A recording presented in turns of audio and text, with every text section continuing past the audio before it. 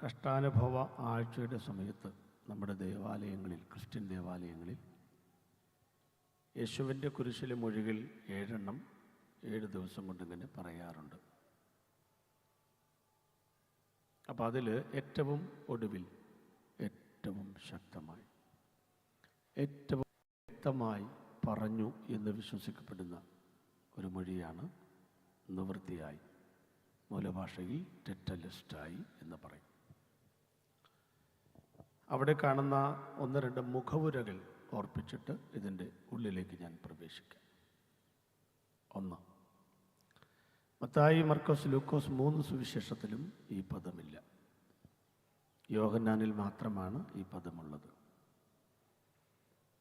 എന്തുകൊണ്ടാണ് മറ്റാരും പറയാത്ത ഈ പദം യോഹന്നാൻ വ്യക്തമായി എഴുതിയത്? നിവൃത്തിയായി എന്ന് പറഞ്ഞുകൊണ്ടാണ് യേശു പ്രാണനെ വിട്ടത്. മറ്റു 3 പേരും പറഞ്ഞു നിലവിളിച്ചുകൊണ്ടാണ് പ്രാണനെ വിട്ടത്. എന്താണ് ഈ പ്രശ്നം? 3 സുവിശേഷങ്ങൾ, മറ്റൊന്ന് യോഹന്നാൻ വേറൊരു രീതിയിൽ. ഉത്തരം നമുക്കറിയാമല്ലോ, വേദപുസ്തകം പഠിക്കുമ്പോഴറിയാം. ഗതസമരം മുതൽ കൂടെ ഉണ്ടായിരുന്നവരെല്ലാം അകന്നുപോയി. അകലം വിട്ട് അനുഗമിച്ച മർക്കോസ് അടക്കം അതിനകത്ത് വരും.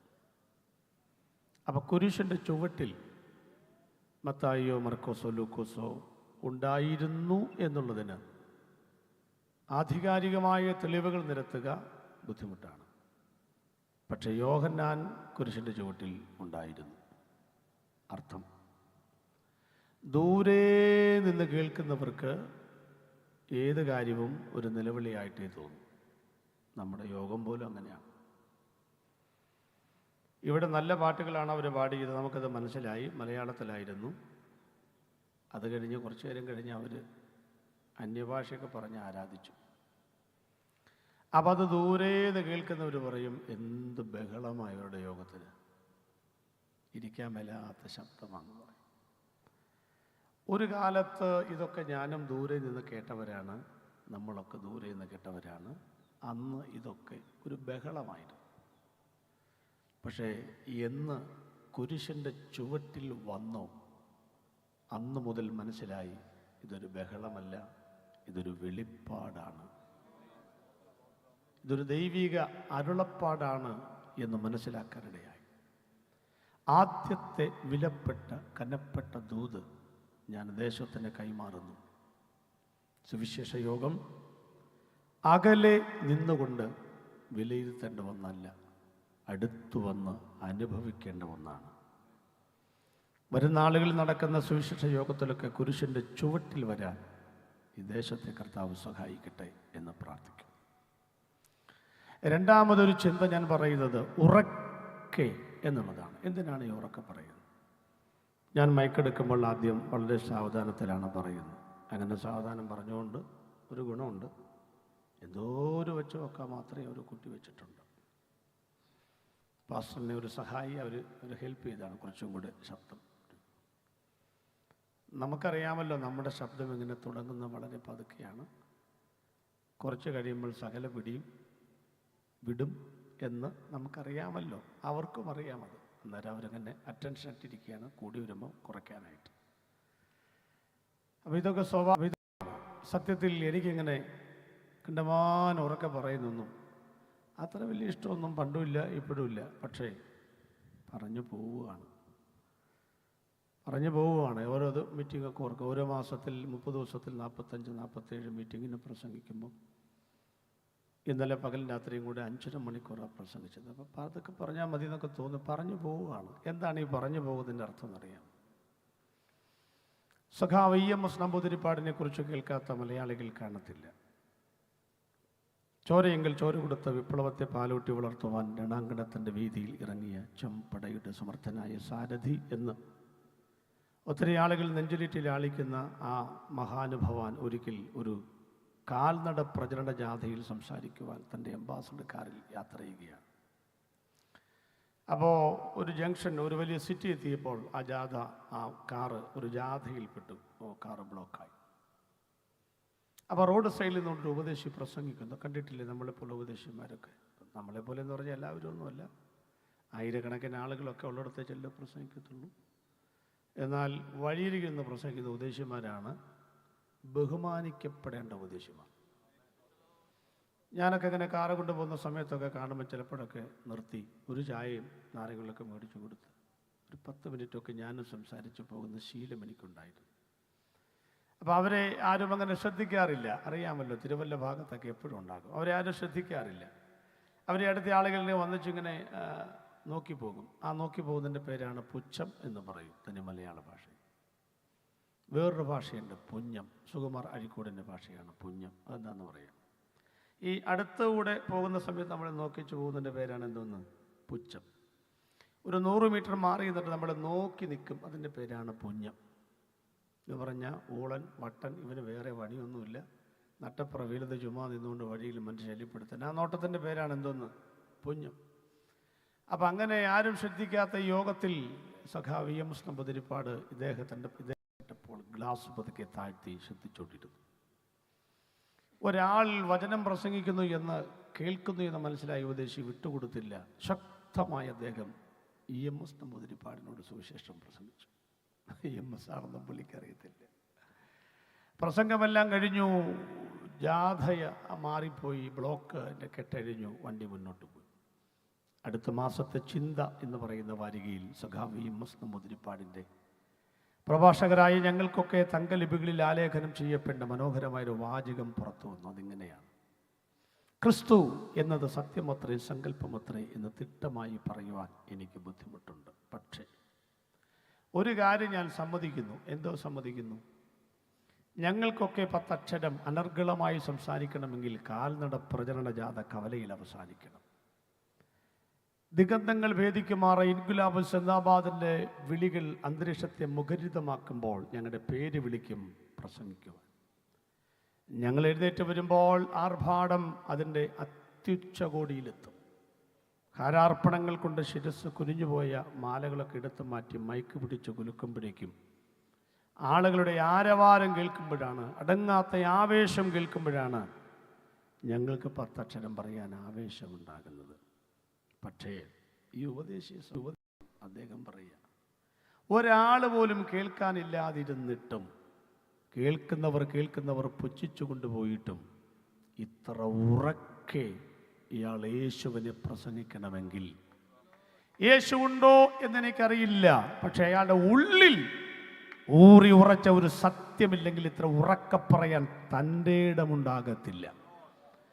ഇന്ന് രാത്രിയിൽ ഞാൻ ചേർത്ത് പറയട്ടെ, ഇത്ര ഉറക്കെ പറയേണ്ടി വരുന്നത് ഞങ്ങൾ പറയുന്നതൊരു സത്യമായതുകൊണ്ടാണ്.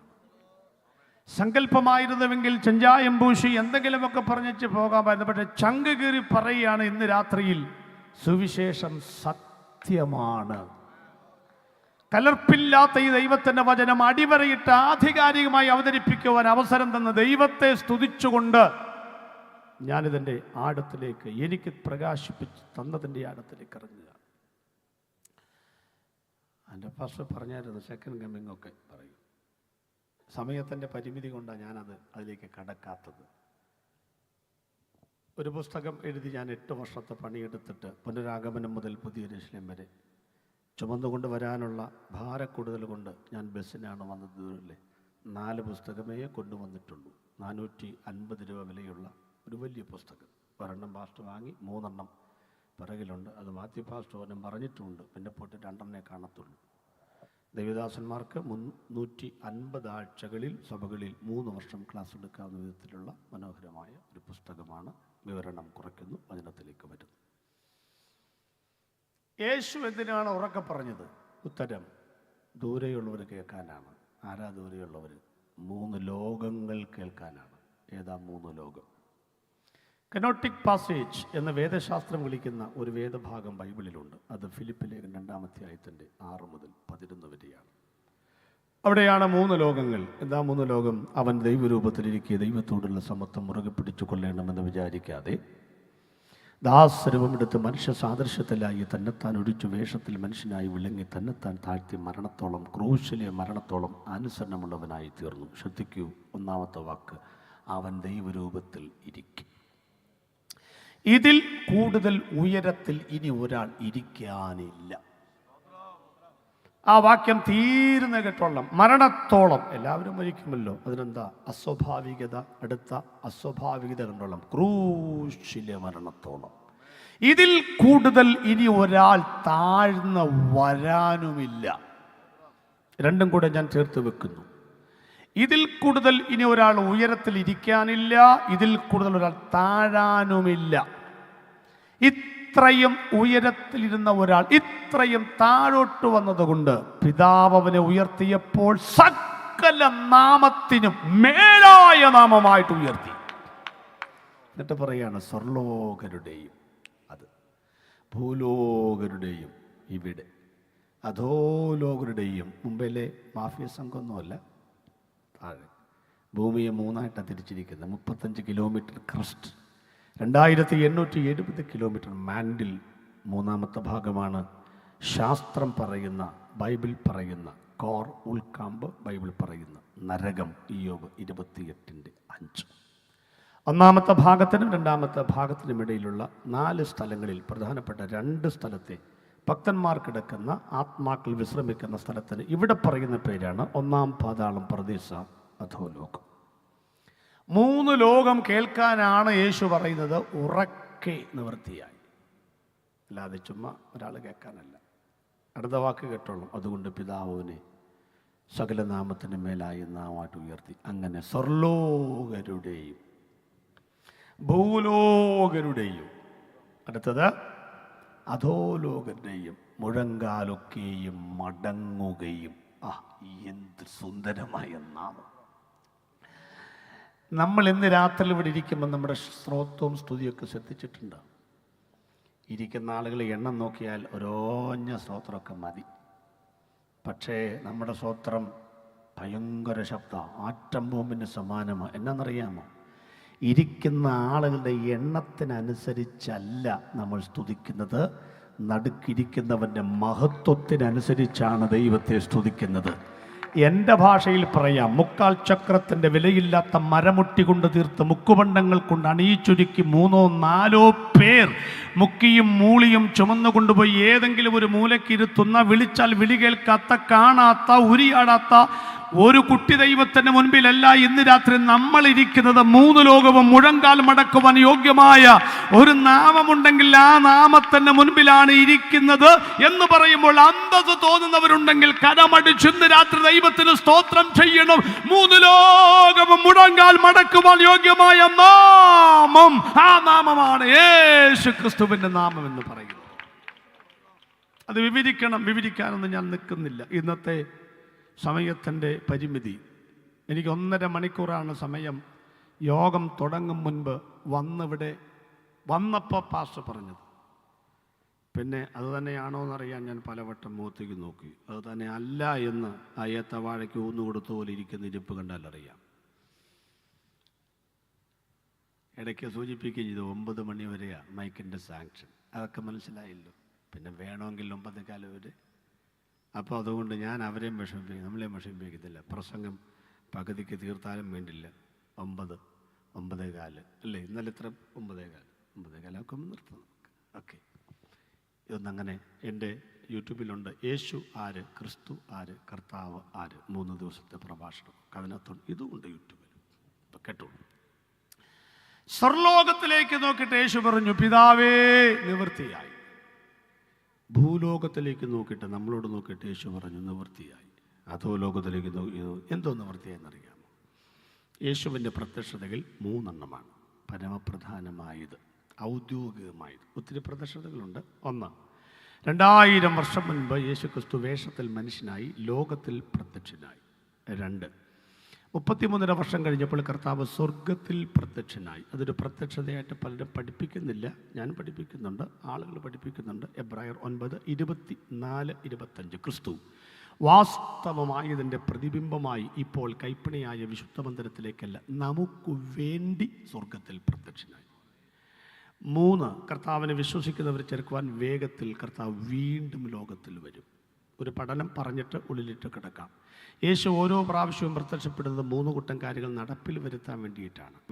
2000 വർഷം മുൻപ് യേശു ക്രിസ്തു ലോകത്തിൽ വന്ന് 3 കാര്യങ്ങൾ നടപ്പിൽ വരുത്താൻ വേണ്ടിയിട്ടാണ്. 1, പ്രവചനങ്ങൾ നിവൃത്തീകരിക്കുക, അതാണ് ഉദ്ദേശം. 2, മനുഷ്യവർഗത്തിൻ്റെ പാപങ്ങൾ സമ്പൂർണ്ണമായിട്ട് പരിഹരിക്കുക, അതിനു വേണ്ടിയാണ് വന്നത്. 3, പിശാചിൻ്റെ തലയെ തകർക്കുക, അതിനു വേണ്ടിയാണ് വന്നത്. ആദ്യത്തെ 3 കൂട്ടം കാര്യങ്ങൾ നടന്നു കഴിഞ്ഞു. ഭൂതകാലം, സുവർണ്ണ ലിപികളിൽ ആലേഖനം ചെയ്യപ്പെട്ട ചരിത്രത്തിലുള്ള കാലം. 2, യേശു സ്വർഗത്തിൽ പ്രത്യക്ഷനായി. ഇപ്പോൾ കർത്താവ് സ്വർഗത്തിലാണ്. അവിടെ ഇരുന്നുകൊണ്ട് 3 കാര്യങ്ങൾ ചെയ്തുകൊണ്ടിരിക്കുന്നു. 1, പരിശുദ്ധാത്മാവിനെ വിശ്വസിക്കുന്നവർക്ക് നൽകിക്കൊണ്ടിരിക്കുന്നു. കിട്ടാത്തതുകൊണ്ടായിരിക്കും സ്വത്രം പറയാത്തത്, അല്ലേ? ശരി, കിട്ടിയവർ ഓട്ടക്കളത്തിൽ ഇട്ടവരും സ്വത്രം പറയുന്നില്ല. ആട്ടെ, അത് കിട്ടി. 2, നമുക്ക് മധ്യസ്ഥത ചെയ്തുകൊണ്ടിരിക്കുന്നു. 3, ഒരു വീട് അവിടെ പണിതുകൊണ്ടിരിക്കുന്നു. വാടകയ്ക്ക് താമസിക്കുന്നവരെങ്കിലും ഉറക്ക ഹല്ലേലൂയ വിചാരിച്ചു, അതുമില്ല. ഇപ്പോഴാരും ഹല്ലേലൂയ പറയുന്നില്ലെന്നേ. കാരണം പിള്ളേരെയൊക്കെ UK-ലും അമേരിക്കയിലൊക്കെ വിട്ട് അങ്ങോട്ട് പോകാൻ വേണ്ടി പ്രത്യാശിരിക്കുന്നുണ്ട്. ഇപ്പോൾ യേശു വന്നാലും വേണ്ടില്ല, വന്നില്ലേലും വേണ്ടില്ല, വീടുണ്ടായാലും വേണ്ടില്ല, ഇല്ലേലും വേണ്ടില്ല, എല്ലാ കാലത്തൊരു ശേഷിപ്പുണ്ടല്ലോ. അങ്ങനത്തെ ഒരു ശേഷിപ്പ് ഇവിടെയും കാണുന്നവരെ ഇതൊക്കെ ഈ പറഞ്ഞുകൊണ്ടിരിക്കുന്നത്. അവരെങ്കിലും ഒരു സ്വത്രമൊക്കെ പറയുമായിരിക്കും. ആട്ടെ, എന്തായാലും നിങ്ങൾ സ്വത്രം പറയുന്ന ഏലൈസ അനുസരിച്ചൊരു പ്രസംഗം എൻ്റെ കയ്യിലില്ല. എൻ്റെ കയ്യിൽ സംഗതിയുണ്ട്. പറഞ്ഞാലും പറഞ്ഞില്ലേലും ഞാൻ 9:15 വരെ പ്രസംഗിക്കും. മുന്നോട്ട് പോകാം. 3ാമത്തെ പ്രത്യക്ഷത, വീണ്ടും യേശു ഭൂമിയിൽ വരും. അന്ന് 3 കൂട്ടം കാര്യങ്ങൾ നടക്കും. 1, പ്രവചനങ്ങൾ നിവർത്തീകരിക്കപ്പെടും. 1ാമത്തെ പ്രത്യക്ഷതയിൽ 300 പ്രവചനങ്ങൾ, 2ാമത്തെ പ്രത്യക്ഷതയിൽ 625 പ്രവചനങ്ങൾ നിവർത്തീകരിക്കപ്പെടും. 2, യേശു വീണ്ടും വരുമ്പോൾ രക്ഷിക്കപ്പെട്ട ദൈവമക്കളുടെ ശരീരത്തിൻ്റെ വീണ്ടെടുപ്പ് നടക്കും. 3, ഈ ലോകത്തിൻ്റെ ഭരണം ഒറ്റ പ്രതിപക്ഷം പോലുമില്ലാതെ 1000 വർഷം യേശുക്രിസ്തു യെരൂശലേമിൽ കസരയിട്ട് ലോകത്തെ ഭരിക്കും. ആദ്യത്തെ 3 കൂട്ടം കാര്യങ്ങൾ വിശ്വസിച്ചാൽ നീതീകരിക്കപ്പെടും. 2ാമത്തെ 3 കൂട്ടം കാര്യങ്ങൾ വിശ്വസിക്കാൻ തയ്യാറായാൽ ഇന്ന് രാത്രി വിശുദ്ധീകരിക്കപ്പെട്ടുകൊണ്ടിരിക്കും. അടുത്ത 3 കൂട്ടം കാര്യങ്ങൾ വിശ്വസിക്കാൻ തയ്യാറായാൽ നിങ്ങൾ തേജസ്കരിക്കപ്പെടും. അവൻ മുന്നറിഞ്ഞവരെ വിളിച്ചും വിളിച്ചവരെ നീതീകരിച്ചും നീതീകരിച്ചവരെ തേജസ്കരിച്ചും ഇരിക്കുന്നു. ഈ 9 കൂട്ടം കാര്യങ്ങളെ ബൈബിളിൽ പറയാനുള്ളൂ, വേറെ ഒന്നും പറയാനില്ല.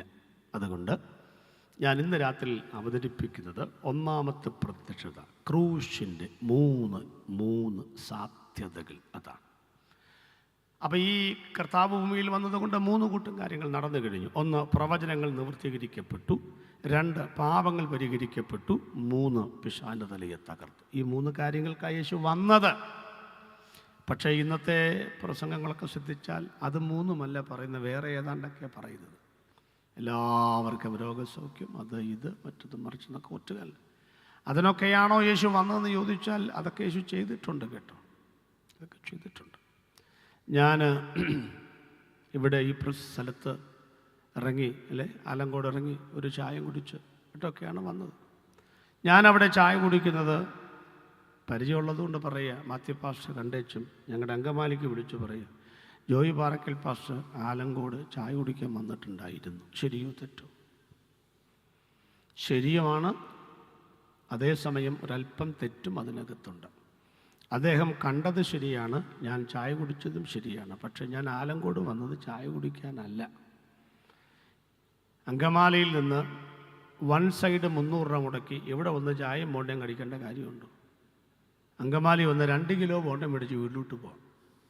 പിന്നെ അതിന് ഇവിടെ വന്നത് പ്രസംഗിക്കാൻ വന്നതാണെന്നേ. ആ കൂട്ടത്തിൽ ചായ കുടിച്ചെന്നേ ഉള്ളെന്നേ. ഇതൊക്കെ മനസ്സിലാവുന്നുണ്ടോ? യേശു വന്നത് ഈ നാട്ടിലുള്ള മുഴുവൻ രോഗികളെയും സൗഖ്യമാക്കാനും കുരുടെ വിടുവിക്കാനൊന്നും അല്ലെന്നേ. എന്നിട്ട് എത്ര കുരുടന്മാർ സൗഖ്യമായി? 3 എണ്ണം. ബാക്കിയൊക്കെ അവിടെ ഉണ്ടെന്നേ. അന്നേരമൊക്കെ അതൊക്കെ അവിടെ തന്നെ കിടപ്പുണ്ടെന്നേ. സ്തോത്രം. യേശു വന്നത് നിങ്ങൾക്കറിയാമല്ലോ, 3 ഏക്കർ പറമ്പുണ്ട്. 5ൻ്റെ മോട്ടോർ വെച്ച് മൊത്തം നനയ്ക്കുക. എന്തിനാ നനയ്ക്കുന്നത്? തെങ്ങും കവുങ്ങും നനയ്ക്കാനാണെന്നേ, അല്ലാണ്ട് തെങ്ങിൻ്റെ ചോട്ടി വെച്ചിരിക്കുന്ന കാന്താരി നനയ്ക്കാനല്ലെന്നേ. സ്തോത്രം. ഈ ലോകത്തിൽ രോഗം പ്രയാസമൊക്കെ ഉണ്ടെന്നേ, അതൊന്നും മാറ്റാനല്ലെന്ന് യേശു വന്നത്. ഇതെല്ലാം ഉണ്ടായാലും വിടുവിക്കപ്പെട്ടാലും ഇല്ലെങ്കിലും നിന്റെ ആത്മാവിനെ നരകത്തിൽ നിന്ന് വിടിവിച്ച് നിത്യതയിലെത്തിക്കുന്ന പരമമായ ദൈവത്തിൻ്റെ പദ്ധതികൾ സാക്ഷാത്കരിക്കേണ്ടതിന് യേശു കുരിശിൽ യാഗമായി തീരാൻ അനുവദിച്ചത്. അതിൻ്റെ കൂടെ ഇതൊക്കെ കിട്ടിയാൽ മേടിച്ചോ. പക്ഷെ ഇന്ന് അപ്പം അത് വേണ്ട. കർത്താവ് അതിനോടുകൂടെ ഇതൊക്കെയും നമ്മൾ തിരിച്ചിട്ടു. ഇതോടുകൂടെ ഒന്ന്, യേശു സ്വർഗത്തിലേക്ക് നോക്കിച്ച് പറഞ്ഞു, പിതാവേ നിവൃത്തിയായി. എന്താ? പ്രവചനങ്ങൾ. 2, ഭൂമിയിലേക്ക് നോക്കി നമ്മളോട് ഇന്ന് രാത്രി ഈ ദേശത്തുള്ളോട് പറയുകയാണ്, മക്കളെ, നിവൃത്തിയായി, നിങ്ങളുടെ പാപങ്ങൾ സമ്പൂർണ്ണമായി തിരിച്ചു.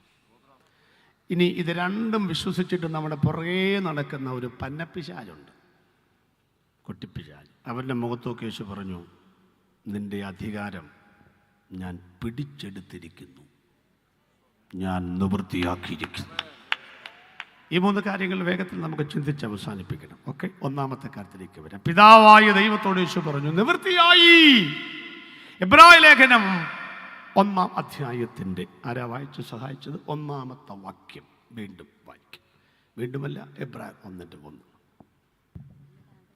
ദൈവം പണ്ട് ഭാഗമായിട്ടും വിവിധമായിട്ടും പ്രവാചകന്മാർ മുഖാന്തരം പിതാക്കന്മാരോട് അരുളി ചെയ്തിട്ട് ഈ അന്ത്യകാലത്ത് മുഖാന്തരം നമ്മോട് അരുളി ചെയ്തിരിക്കുന്നു. അവനെ താൻ സകലത്തിനും അവകാശിയാക്കി വെച്ചു. മനസ്സിലായി?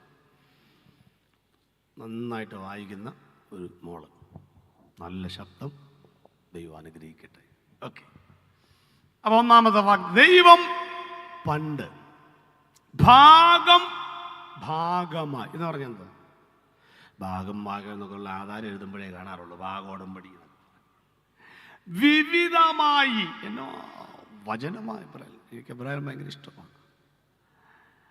ദൈവം പണ്ട് ഭാഗമായി എന്ന് പറഞ്ഞാൽ പ്രവചനങ്ങൾ നിവൃത്തിയായി. പഴയ നിയമത്തിൽ ആരുണ്ടെന്നാണ് ഈ പറഞ്ഞതിൻ്റെ അർത്ഥം? യേശു ഉണ്ടെന്ന്. 39 പുസ്തകത്തിലും ആരുണ്ട്? യേശു ഉണ്ടെന്ന്. ഇപ്പം അതൊന്നുമല്ല ആളുകൾ പറയും. കുറച്ച് കാലങ്ങൾക്കും പറഞ്ഞു നമുക്ക് പഴയ നിയമം ആവശ്യമില്ല. കേട്ടിട്ടുണ്ട് അങ്ങനെ പറയുന്നത്? ഇപ്പം പലയിടത്തും സംഗീതത്തിനും വായിക്കാറില്ല. വായിക്കാതിരിക്കുക നല്ലത്. കാരണം ഉപയോഗിച്ച് മുഷിഞ്ഞ വാക്കുകളൊന്നും കാണാനും മേല. കുറേ നാൾ മുമ്പ് ഒരാൾ പറയുന്നുണ്ട്, പുതിയ നിയമവും നമുക്ക് ആവശ്യമില്ല.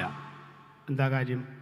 നമ്മൾ അപ്പോസ്തലിക സഭയാണ്. അപ്പോസ്തലന്മാരുടെ കാലത്ത് ബൈബിൾ ഉണ്ടായിരുന്നില്ല, വെളിപ്പാടേ ഉണ്ടായിരുന്നു. അതുകൊണ്ട് വെളിപ്പാടും ദർശനവും മതി, പുതിയ നിയമവും ആവശ്യമില്ല. ഒരാൾ എന്നോട് ചോദിച്ചു, ഇങ്ങനെ ഒരാൾ പറഞ്ഞല്ലോ, എന്തോ പറയുന്നു? ഞാൻ പറഞ്ഞു, അവനെപ്പോലും നമുക്ക് ആവശ്യമില്ല. അത് കൂടുതലും പറയാനുണ്ടോ? നിങ്ങളിങ്ങനെ കുറേ പേരെ തല ചോദിച്ചുകൊണ്ട് നടക്കണം എന്നല്ലാണ്ട് ഈ വചനത്തിന് വിരുദ്ധമായി വല്ലൊക്കെ പറയുന്നവനെതിരെ പ്രതികരിക്കാൻ ശേഷിയില്ലാത്ത ആത്മീകന്മാരായി പോയല്ലോ നമ്മൾ. ആര് പറഞ്ഞാൽ ഇതിനകത്തില്ലെങ്കിൽ ഇല്ല. പ്രസംഗിക്കുന്നവൻ ആരാണെന്നുള്ളതല്ല, പ്രസംഗിക്കപ്പെടുന്നവനാരാണെന്നുള്ളതാണ് വിഷയം. നമുക്ക് പിന്നെ വചനമൊന്നും അറിയാൻ മേലാത്തതുകൊണ്ട് ആരെന്നാ പറഞ്ഞാൽ ഏലേശം ഇടുമല്ലോ. സ്തോത്രം. യേശുക്രിസ്തു പറയുകയാണ്, പ്രവാചക പുസ്തകങ്ങളിലും സങ്കീർത്തനങ്ങളിലും എന്നെക്കുറിച്ച്. അപ്പോൾ ഉണ്ടല്ലോ, ബൈബിൾ ആരംഭിക്കുന്നത് എങ്ങനെ? പുതിയ നിയമം അബ്രഹാമിൻ്റെ പുത്രനായ, ഉണ്ടോ, ദാവീദിൻ്റെ പുത്രനായ. അപ്പം നോക്കിക്കേ, അബ്രഹാം മുതൽ ദാവീദ് വരെ 14, ദാവീദ് ബാബില പ്രവാസം 14, ബാബില പ്രവാസം ക്രിസ്തു 14, അബ്രഹാം മുതൽ ആദാം വരെ 20. 62 തലമുറകൾ കഴിഞ്ഞിട്ടാണ് യേശു ജനിക്കുന്നത്. പിന്നെ യേശുവിലെന്ന് പറഞ്ഞാൽ എങ്ങനെ ശരിയാവുന്നത്? വചനം പഠിക്കണം, പഠിക്കാൻ സമയമില്ല, അതുകൊണ്ടാണ് പ്രശ്നം. തുളസി പാസ്റ്റർ വീടിട്ടേച്ച് 1 മാസത്തേക്ക് ഗൾഫിൽ പോകുകയെന്ന് ഇരിക്കട്ടെ, പോട്ടെ, സംഭവിക്കട്ടെ. ഷേഖ ഫോർസ അല്ലേ, സംഭവിക്കട്ടെ. മെയിൻ സ്വിച്ചൊക്കെ ഓഫാക്കി, ആരുമില്ല വീട്ടിൽ. വന്നു കഴിഞ്ഞപ്പോൾ ആദ്യം മെയിൻ സ്വിച്ച് ഓൺ ചെയ്തു. അർത്ഥം കറണ്ട് വന്നു. 35 മീറ്റർ സർവീസ് വയൽ കൂടെ വീട്ടിൽ കറണ്ട് വന്നു. അർത്ഥം വിസിറ്റിംഗ് റൂമിൽ ബൾബ് തെളിഞ്ഞെന്നല്ല. അവിടുത്തെ ഒരു സ്വിച്ച് ഇടുമ്പം അവിടുത്തെ ബൾബ് തെളിയും. കിച്ചണിൽ ചെന്ന് സ്വിച്ച് ഇട്ട് അവിടുത്തെ ബൾബ് തെളിയും. ടോയ്ലറ്റ് സ്വിച്ച് അവിടുത്തെ ബൾബ് തെളിയും. വല്ല മനസ്സിലാവുന്നുണ്ട്? 39 പുസ്തകത്തിൽ ക്രിസ്തു ഉണ്ട്. പക്ഷേ ക്രിസ്തുവിനെ പ്രകാശിപ്പിക്കാൻ, ക്രിസ്തു എവിടാണെന്നറിയാൻ ആ സ്വിച്ച് കണ്ടുപിടിക്കണം. ഉൽപ്പത്തി 3:17 വന്ന് ഞെക്കണം. അപ്പോൾ ഒരു സ്വിച്ച് തെളിയും, സ്ത്രീയുടെ സന്തതി. എന്താ പുറപ്പാട് 12:4 ചെന്ന് ഞെക്കണം. അപ്പോൾ പറയും പെസഹ. ലേവ്യ പുസ്തകത്തിൽ 7 സ്വിച്ചാണ് അല്ലേ, 7 യാഗങ്ങൾ 5 ഉള്ളൂ. ചുവന്ന പശുക്കിടാവിൻ്റെ യാഗവും കരപൂരണ യാഗവും അടക്കം 7 യാഗങ്ങളുടെ നിറപൊരുളാണ് ക്രിസ്തു. സംഖ്യാപുസ്തകത്തിൽ അടിക്കപ്പെട്ട പാറ, ആവർത്തന പുസ്തകത്തിൽ വരുവാനുള്ള പ്രവാചകൻ, യോശുവയുടെ പുസ്തകത്തിൽ സർവ്വസൈന്യാധിപൻ. യോശുവ കഴിഞ്ഞല്ലോ. ന്യായാധിപൻ അവരുടെ പുസ്തകത്തിൽ 18 ന്യായാധിപന്മാർക്ക് മീതെ 14 ഉള്ളൂ. പക്ഷേ ശമൂവേലും ഏലിയും മക്കളായ യോവേലും അബിയാവൊക്കെ ചേർന്നാൽ 18 വേണമെങ്കിൽ കണക്കൂട്ട്. അതിൻ്റെ മീതെ ന്യായം വിധിക്കുന്ന ന്യായപാലനായ ന്യായകർത്താവ്.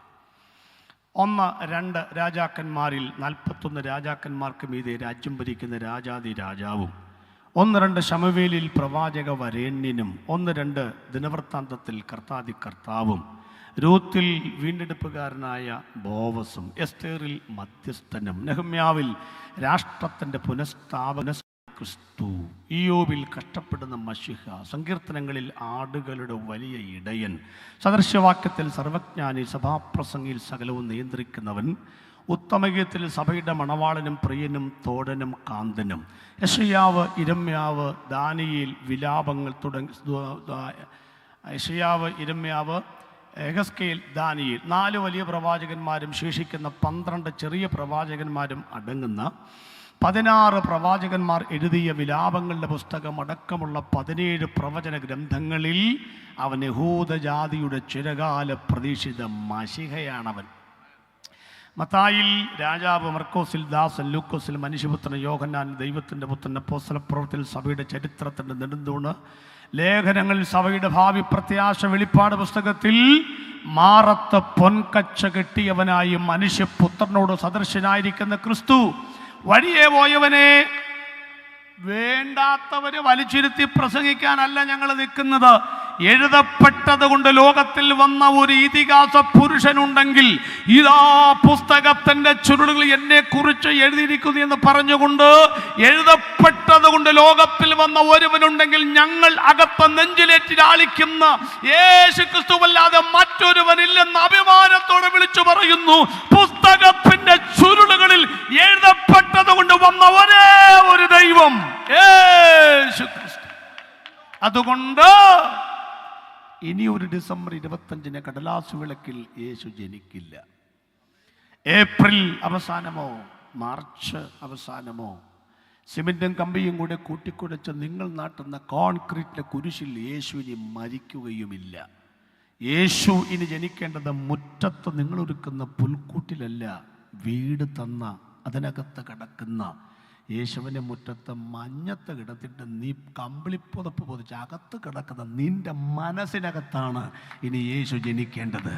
യേശു മരിക്കേണ്ടതും നാൽക്കവലയിലല്ല, നിന്റെ രഹസ്യ ജീവിതത്തിനകത്താണ് ഇനി യേശു ക്രൂശിക്കപ്പെടേണ്ടത്. അവിടെ ഞങ്ങൾ ഇനി ആരെയും പ്രതീക്ഷിക്കുന്നില്ല. വരാനുള്ളവൻ വന്നു കഴിഞ്ഞു. ആകാശത്തിന്റെ കീഴെ ഭൂമിക്ക് മുകളിൽ രക്ഷപ്പെടുവാൻ വേറെ നാമമില്ല, യേശുവിന്റെ നാമമല്ലാതെ. ആ നിവൃത്തിയായെന്ന വാക്കാണ് മക്കളെ യേശു പറഞ്ഞത്. പിതാവേ, 4000 കൊല്ലം കൊണ്ട് 18 ന്യായാധിപന്മാർക്കും 41 രാജാക്കന്മാർക്കും കാലഘട്ടത്തിൻ്റെ യുഗപ്രഭാവ വീരന്മാരായ ഭക്തശിരോമണികൾക്കും മഹാപുരോഹിതന്മാർക്കും പ്രവാചകന്മാർക്കും കാലഘട്ടത്തിൻ്റെ ലീഡേഴ്സിനെ നിവൃത്തിയാക്കാൻ പറ്റാത്തത് ഞാൻ 33 വർഷം കൊണ്ട് നിവൃത്തിയാക്കിയിരിക്കുന്നു. യേശുവിന്റെ നിവൃത്തി അംഗീകരിക്കുന്നവരാ കരമൊന്ന് ചേർത്തടിച്ച് ദൈവത്തെ സ്തുതിക്കട്ടെ. ഇനിയും ലോകത്തിൽ രക്ഷകനായി ആരും വരാനില്ല. 2, യേശുക്രിസ്തു ഈ നാട്ടിലേക്ക്, എന്തോ ഈ നാടിൻ്റെ പേരെന്തുവാ, പെരുങ്കുളം. ഇവിടെ അങ്ങനെ പെരുങ്കുളം, ഇടയ്ക്കിടയ്ക്ക് അങ്ങനെ പറഞ്ഞു, പെരുങ്കുളംകാരോട് പറയുകയാണ്, നിങ്ങളുടെ പാപങ്ങൾ ഞാൻ സമ്പൂർണ്ണമായി പരിഹരിച്ചു, നിവൃത്തിയായി. അതൊന്ന് പഠിക്കാൻ, അതാണല്ലോ കൂടുതൽ പഠിക്കേണ്ടത്. എബ്രായർ 10:1 വായിച്ചാൽ, എബ്രായർ 10:1 മുതൽ. ന്യായപ്രമാണം വരുവാനുള്ള നന്മകളുടെ നിഴലല്ലാതെ കാര്യങ്ങളുടെ സാക്ഷാൽ സ്വരൂപമല്ലായക കൊണ്ട് ആണ്ടുതോറും ഇടപെടാതെ കഴിച്ചു വരുന്ന അതേ യാഗങ്ങളാൽ അടുത്തു വരുന്നവർക്ക് സൽഗുണപൂർത്തി വരുത്തുവാൻ ഒരു നാളും കഴിവുള്ളതല്ല. നിൽക്കട്ടെ, ഒന്ന് വ്യാഖ്യാനിച്ചോട്ടെ. ന്യായപ്രമാണം ശ്രദ്ധിക്കണേ, നല്ലൊരു അടിസ്ഥാന ഉപദേശമായി. ഇപ്പം അതുകൊണ്ട് സ്പീഡിൽ പോകുന്നില്ല, പതുക്കെ. ന്യായപ്രമാണം എന്ന് പറഞ്ഞാൽ എന്താ വെച്ചാൽ ന്യായമായ പ്രമാണം. അതാ ഞാനിങ്ങനെ കോളേജിലൊക്കെ പിള്ളേരെ പഠിപ്പിക്കുമ്പോൾ പെട്ടെന്ന് അങ്ങോട്ട് വ്യാഖ്യാനിച്ചു പോകും. വീണ്ടെടുപ്പ്, വീണ്ടും എടുക്കുക, അങ്ങനെ പറയുക എളുപ്പമല്ലേ. സമാവനോട് അരസമം ആഗമിക്കുന്ന കൂട, അങ്ങനെ പറഞ്ഞാൽ പെട്ടെന്ന് എളുപ്പം. അപ്പം ന്യായപ്രമാണം, ന്യായമായ പ്രമാണം. അടുത്ത് വരാനുള്ള നന്മയുടെ, വരാനുള്ള നന്മ ഏതാ? ഒരാൾ ചോദിച്ചു, നസ്രയത്തിൽ നിന്ന് വല്ല നന്മയും വരുമോ? അപ്പോൾ വരാനുള്ള നന്മയാരാ? യേശുവാണ്. ഇനി കണക്ട് ചെയ്യാം. ന്യായപ്രമാണം, പഴയ നിയമം, വരാനുള്ള ക്രിസ്തുവിൻ്റെ നിഴലായിരുന്നു, അല്ലാതെ പൊരുളല്ല. ന്യായപ്രമാണം കാര്യങ്ങളുടെ സാക്ഷാൽ സ്വരൂപമല്ല. തെളിവെന്താ? അതുകൊണ്ട് ആണ്ടുതോറും ഇടവിടാതെ കഴിച്ചു വരുന്ന അതേ യാഗങ്ങളാൽ അടുത്തു വരുന്നവർക്ക് സൽഗുണപൂർത്തി വരുത്തുവാൻ ഒരു നാളും ന്യായപ്രമാണത്തിന് കഴിയില്ല. ഇത്രയും മനസ്സിലായോ? മനസ്സിലാക്കാൻ വേണ്ടി ശ്രമിക്കുകയാണ് ഞാൻ. ഇനി ലളിതമായ എൻ്റെ ഭാഷയിലേക്ക് വരാം. ന്യായപ്രമാണത്തിൻ്റെ പ്രശ്നം, അടുത്തു വരുന്നവർക്ക് ഒരു നാളും പാപപരിഹാരമില്ല, പ്രായശ്ചിത്ത ബോധമില്ല, പശ്ചാത്താപമില്ല. അതെന്നാ കാര്യം എന്നൊന്ന് പറഞ്ഞേച്ച് വേണം അങ്ങോട്ട് കിടക്കാം.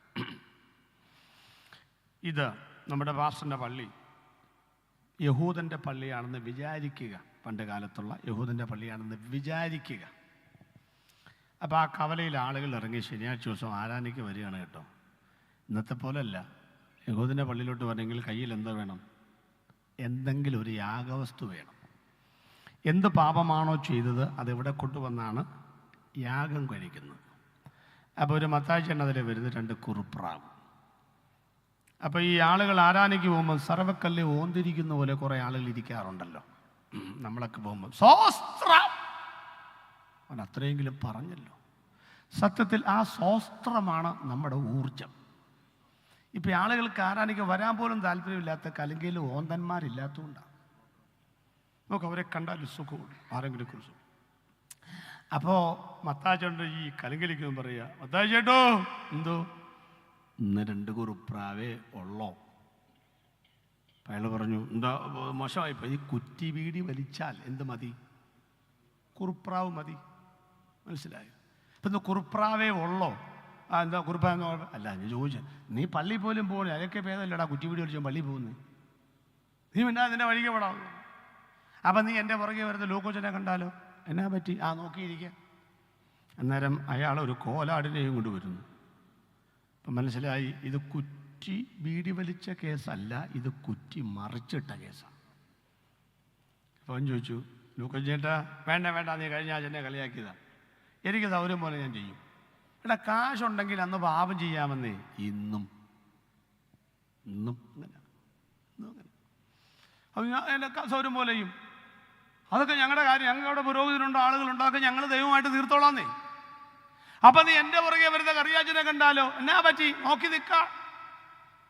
ഇയാൾ മാർക്കറ്റ് ചെയ്യുന്ന ഒരു കന്നുകാലിയെ ലേലത്തിൽ പിടിച്ച് 2 ബംഗാളിനെ കൊണ്ട് ഉന്തി തള്ളി എങ്ങോട്ട് വരുന്നു? പള്ളിയിലോട്ട് വരുന്നു. അവർ തലേ കൈവച്ചു പോയി. ദൈവമേ, ഇവനാണല്ലോ സൂപ്പർ ബമ്പർ ലോട്ടോ അടിച്ചതെന്ന്. അതിന് മാത്രം പാപം ചെയ്തവരാണ് കാളയാൻ കഴിയുക. ഈ നാട്ടുകാരുടെ കളിയാക്കൽ കണ്ടുകൊണ്ട് ഇവർ പള്ളിയിൽ ചെന്നിട്ട് അച്ഛനോട് പറയും, അച്ഛൻ എന്ന് പറഞ്ഞ് ഇന്നത്തെ അച്ഛന്മാരെ കുറിച്ചല്ല ഈ പറഞ്ഞ യഹൂദൻ്റെ പുരോഹിതൻ. അതാ ഈ പറഞ്ഞ കേട്ടോ, പിണങ്ങല്ലേ. അപ്പോൾ അവരെന്നിച്ചു പറഞ്ഞു, അച്ചോ എന്തോ ഈ കവല മുതൽ പള്ളിയിൽ വരെ വരാൻ വലിയ പാടാണ്. എന്താണ്? എന്തുട്ട ഈ ഇരിക്കുന്നവന്മാരെല്ലാം വായി തോന്നിയെല്ലാം വിളിച്ചു.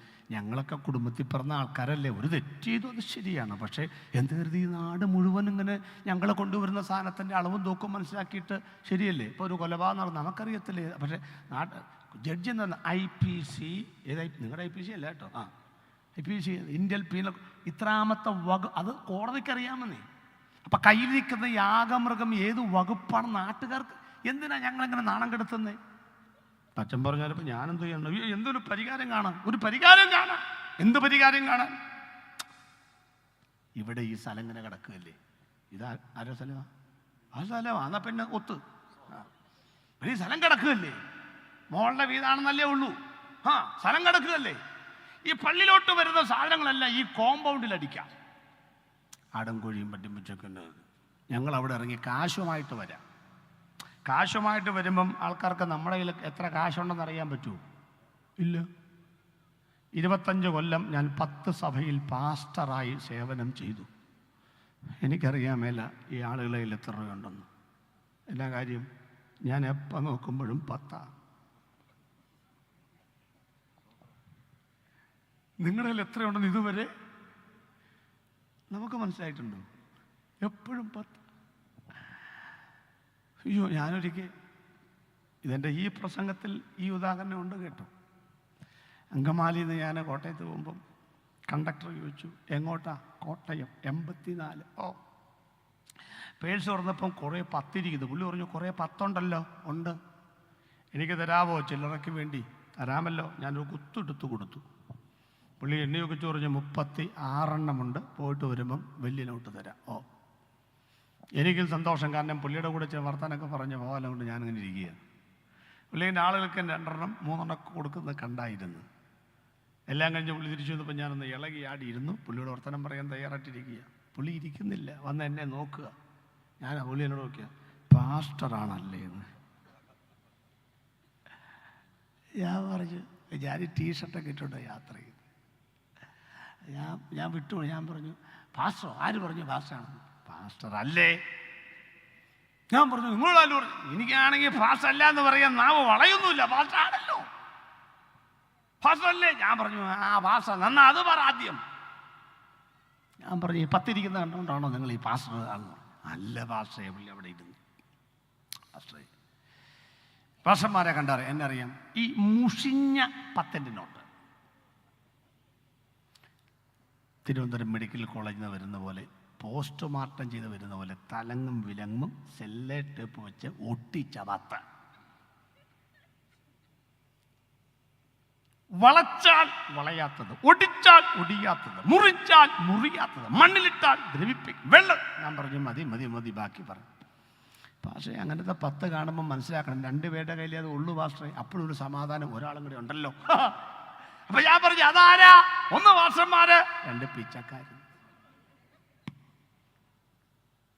നാളെ പോലെ ഇവിടെ യോഗമല്ല. ഞാൻ യോഗം ഇപ്പോൾ സ്വോത്രകാഴ്ച ഇടയ്ക്കെടുത്താമെന്ന് പറയാൻ തുടങ്ങി. ഇത് പറഞ്ഞേ വേണം സ്വോത്രകാഴ്ച. നിങ്ങൾ ചാടിക്കറി എടുത്തു കളഞ്ഞില്ലേ? ചായക്ക് പോലും 12 രൂപയാക്കിയാൽ ഇതുവരെ ആരും അറിഞ്ഞിട്ടില്ല. ഇപ്പോഴും 10. കർത്താവ് എനിക്ക് വലിയവ ചെയ്തു. ഡിസംബർ 31 സാക്ഷ്യം. കർത്താവ് എനിക്ക് വലിയവ ചെയ്തു. ഈ ഇന്ത്യയിലെ ഏറ്റവും വലിയ നോട്ട് ഏതായിരുന്നു എന്നറിയാമോ? അറിയില്ലേ? 2000 അല്ലേ?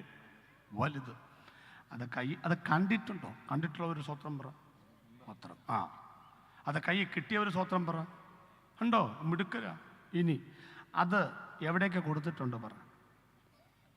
നാരായണ ചേട്ടൻ്റെ കടയിൽ കൊടുത്തിട്ടുണ്ട്, മീൻ വാങ്ങാൻ കൊടുത്തിട്ടുണ്ട്, ജോയി ആലക്കാസി കൊടുത്തിട്ടുണ്ട്, ഷീമാട്ടി കൊടുത്തിട്ടുണ്ട്, നാട്ടുകാർക്ക് മുഴുവൻ കൊടുത്തിട്ടുണ്ട്. ഇന്ന് വരെ അത് ഇടാത്ത ഒരേ ഒരു പാത്രം ഈ ഇരിക്കുന്ന സ്വോത്രക്കാഴ്ച പാത്രമാണ്. മനസ്സിലായി? ഇനി ഞാൻ പറഞ്ഞ അപമാനമാണെങ്കിൽ അത് തിരുത്തണമല്ലോ. ഇതിനകത്ത് 2000 ഇട്ടവർ മാത്രം ഒരു സ്വത്രം പറ. ഉണ്ടോ? കുറേത് 2 പേര് സ്വത്രം പറഞ്ഞു, ബാക്കി ആരുമില്ല. അത് കേട്ടേച്ചാണോ സ്വത്രം പറഞ്ഞതെന്ന് എനിക്കറിയാൻ പറ്റില്ല. എന്തായാലും പറഞ്ഞല്ലോ. ചുമ്മാതാണോ? സർക്കാർ നോക്കിയപ്പം 2000 പെന്തിക്കോസ് 2000 സ്വോത്രക്കാഴ്ച പാത്രത്തിൽ ഇടൂന്നും കണ്ട് ദൈവം തമ്പുരാൻ ഒറ്റ രാത്രി കൊണ്ട് ഊർജിത പട്ടേൽ പോലും അറിയാതെ 17.25 ലക്ഷം കോടി രൂപ അങ്ങനെ 2000. നിങ്ങൾ കണ്ടോ? 2000 പിൻവലിച്ചെന്ന്. എന്താ കാര്യം? നിങ്ങൾ ഇടുകയില്ലെന്ന് കണ്ടപ്പം 2000 പിൻവലിച്ചു. അതുകൊണ്ട് വീണ്ടും 10 തന്നെ. സ്വോത്രം. അപ്പം നമുക്ക് വിടാല്ലേ? അവർ പറഞ്ഞു, ഈ ഞങ്ങൾ കാശ് ആയിട്ട് വരാം. അങ്ങനെ അവർ നേരെ ഈ കോമ്പൗണ്ടിൽ വന്നപ്പോൾ പറഞ്ഞു, 2 കുറുപ്രാവ്. അപ്പോൾ അവൾ പറഞ്ഞു, കുറുപ്രാവോ? ആ മതി കുറുപ്രാവ്. ചേട്ടനെ കണ്ടിട്ട് കോലാട് മേടിക്കാനുള്ള വകുപ്പുണ്ടല്ലോ, നീയാണോ തീരുമാനിക്കുന്നത്? കുറുപ്രാവ് മതി. ഈ വ്യാപാരമാണ് യേശു കണ്ടത്. ചട്ടവാറെടുത്തു, മേശ മറിച്ചിട്ട്. എന്താ കാര്യം? എൻ്റെ പിതാവിൻ്റെ പ്രാർത്ഥനാലയം നിങ്ങൾ വ്യാപാര സ്ഥലമാക്കി മാറ്റി, വാണിഭശാലയാക്കി മാറ്റി. ഇത് പ്രാർത്ഥനാലയമാണ്.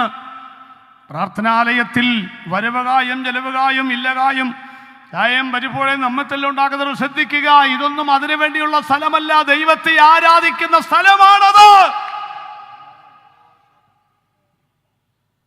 ഇനി അടുത്ത കാര്യം കേൾക്കണം.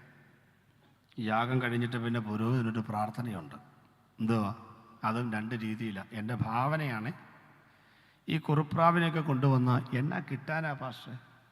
കഴുത്ത് കാല് വെട്ടിക്കളയണം, ചിറക് വെട്ടിക്കളയണം, മൂത്രപിണ്ഡം വബ മാറ്റിക്കളയണം. ഇതെല്ലാം മാറ്റിക്കളഞ്ഞിട്ട് യാഗപീഠത്തിലേക്കിട്ട് വേകുമ്പോൾ മുപ്പല്ലി കൊണ്ട് കുത്തിയെടുക്കേണ്ടത് മേധസ, നല്ല കഷ്ണം. ഒരു കുറുപ്രാവിനെ, ഇത്ര ഇരിക്കുന്ന കുറുപ്രാവിനെ കൊണ്ടുവന്ന് ഇതെല്ലാം നീക്കി കളഞ്ഞിട്ട് യാഗപീഠത്തിലേക്കിട്ട് എവിടെ കുത്തും? പണിക്ക് വല്ല കുറവില്ല. അതിൻ്റെ കുറുപ്രാവിനെ കൊണ്ട് ഒരു അച്ഛൻ ഇങ്ങനെ പ്രാർത്ഥിക്കും, ഈ മത്തായിയുടെ കുറ്റുവീടി വലിച്ച പാവങ്ങൾ ഈ കുറുപ്രാവിൻ്റെ യാഗം കൊണ്ട് ക്ഷമിക്കണമേ യഹോവേ. പരസ്യമായി രഹസ്യമായി ഈ കുരുത്തം കെട്ടവൻ എന്നെ കൊണ്ട് പണിയെടുപ്പിക്കാതെ. അടുത്ത ആഴ്ച വരുമ്പം ഒരു കോലാടിനെയും കണ്ടു. അപ്പം യുവമാർക്ക് ഒരിക്കലും എന്തില്ല? പാപബോധം ഇല്ല. പണമുണ്ടായാലുണ്ടാകുന്ന നമ്പർ 1 പ്രശ്നം പാപബോധമില്ല. എന്താ കാര്യം? പണം കൊണ്ട് ഒതുക്കും അവൻ. മനസ്സിലായി? അവന് സെക്രട്ടറി ആയിട്ടിരിക്കും. എന്താ കാര്യം? ഈ പണം കൊണ്ട് ഒതുക്കുന്നതാ, അല്ലാണ്ട് കൃപ കൊണ്ട് ഒതുക്കുന്നതല്ല അത്. സ്തോത്രം. അപ്പൊ ഇവർക്ക് പാപബോധമില്ലെന്ന്. ഇന്ന് രാത്രിയിൽ എത്ര കൊല്ലം യോഗം നടത്തി എന്നുള്ളതല്ല, എത്ര യോഗം കേട്ടെന്നുള്ളതുമല്ല, ആയിരക്കണക്കിന് യോഗങ്ങൾ പ്രസംഗിച്ചെന്ന എൻ്റെ റെക്കോർഡുമല്ല ദൈവത്തിന് വേണ്ടത്. ഒരു യോഗം നടക്കുമ്പോൾ അനുതാപമുള്ള ഹൃദയം ഇതിനകത്തുണ്ടാകാൻ പ്രാർത്ഥിക്കുന്നില്ലെങ്കിൽ ഈ വിശേഷം ശാപകരമായി മാറുമെന്ന്. സ്തോത്രം. അപ്പൊ ന്യായപ്രമാണത്തിന്റെ പ്രശ്നം മനസ്സിലായോ? ഇതിന് പാപബോധമില്ലെന്ന്. യേശു വന്നു കഴിഞ്ഞാൽ പിന്നെ ന്യായപ്രമാണത്തിന് പ്രസക്തിയില്ലെന്ന്. ന്യായപ്രമാണം നീക്കുവാനല്ല, നിവർത്തിക്കുവാനാണ് യേശു വന്നത്. ന്യായപ്രമാണത്തിൻ്റെ ഏറ്റവും വലിയ പെശകെന്നറിയാമോ? 36 കുറവുകൾ ന്യായപ്രമാണത്തിനുണ്ട്. ലേവ്യ പുസ്തകം. ആ 36 കുറവുകൾ അവതരിപ്പിച്ചിരിക്കുന്ന പുസ്തകമാണ് ഗലാത്യർക്ക് എഴുതിയ ലേഖനം. ഒന്നിൽ തെറ്റിയാൽ ന്യായപ്രമാണം എല്ലാം തെറ്റി. ഞാൻ ചോദിച്ചിട്ട് ഒന്നിലും തെറ്റാത്തവരാരാ ഉള്ളത്? അതാ ഈ പ്രശ്നം. നിങ്ങൾക്ക് മനസ്സിലാകാൻ മാത്രം ഒന്നുകൂടെ പറയാം. ഞാൻ ഇവിടുന്ന് UAE പോകാം, ബഹ്റിനോ ദുബായോ എന്തേലും ആട്ടെ. എന്നാ ചെയ്യണം? പാസ്പോർട്ട് എടുക്കണം, ആധാർ വേണം, വിസ വരണം, വിസ മെസ്സേജ് വരണം, എയർ ടിക്കറ്റ് എടുക്കണം. എല്ലാം കഴിഞ്ഞ് എയർപോർട്ടിൽ ചെല്ലുമ്പം അവിടെ ഒരു എമിഗ്രേഷൻ ക്ലിയറൻസ്, അതൊക്കെ എന്ന് പറഞ്ഞാൽ എന്നാ ബുദ്ധിമുട്ടാണ്. എമിഗ്രേഷൻ ക്ലിയറൻസ് വേണം, എല്ലാം വേണം. ഇതെല്ലാം ഓർക്കുമ്പോൾ പോകാൻ പോലും തോന്നുകയില്ല. പിന്നെ പോകാത്തവർക്ക് പോകാൻ തോന്നും, പോയവർക്ക് പോകണ്ടാന്നു. ഞാൻ ചോദിച്ചു, ഇത്രയും വലിയ പാടുണ്ടോ? ഈ തിരുവനന്തപുരത്ത് അങ്ങ് ചെന്ന് നിൽക്കുക, എവിടെ? ഈ ശംഖുമുഖത്തോ എവിടെയെങ്കിലും. ഈ കാണുന്ന കടലുണ്ടല്ലോ, അതിനപ്പുറത്താണ് ഈ പറഞ്ഞ സ്ഥലം. ഇങ്ങോട്ടല്ല, അങ്ങോട്ട്. നേരെ അങ്ങോട്ട് ചാടി അങ്ങ് പോവുക. പാസ്പോർട്ടും വേണ്ട, വിസയും വേണ്ട, ഒന്നും വേണ്ട.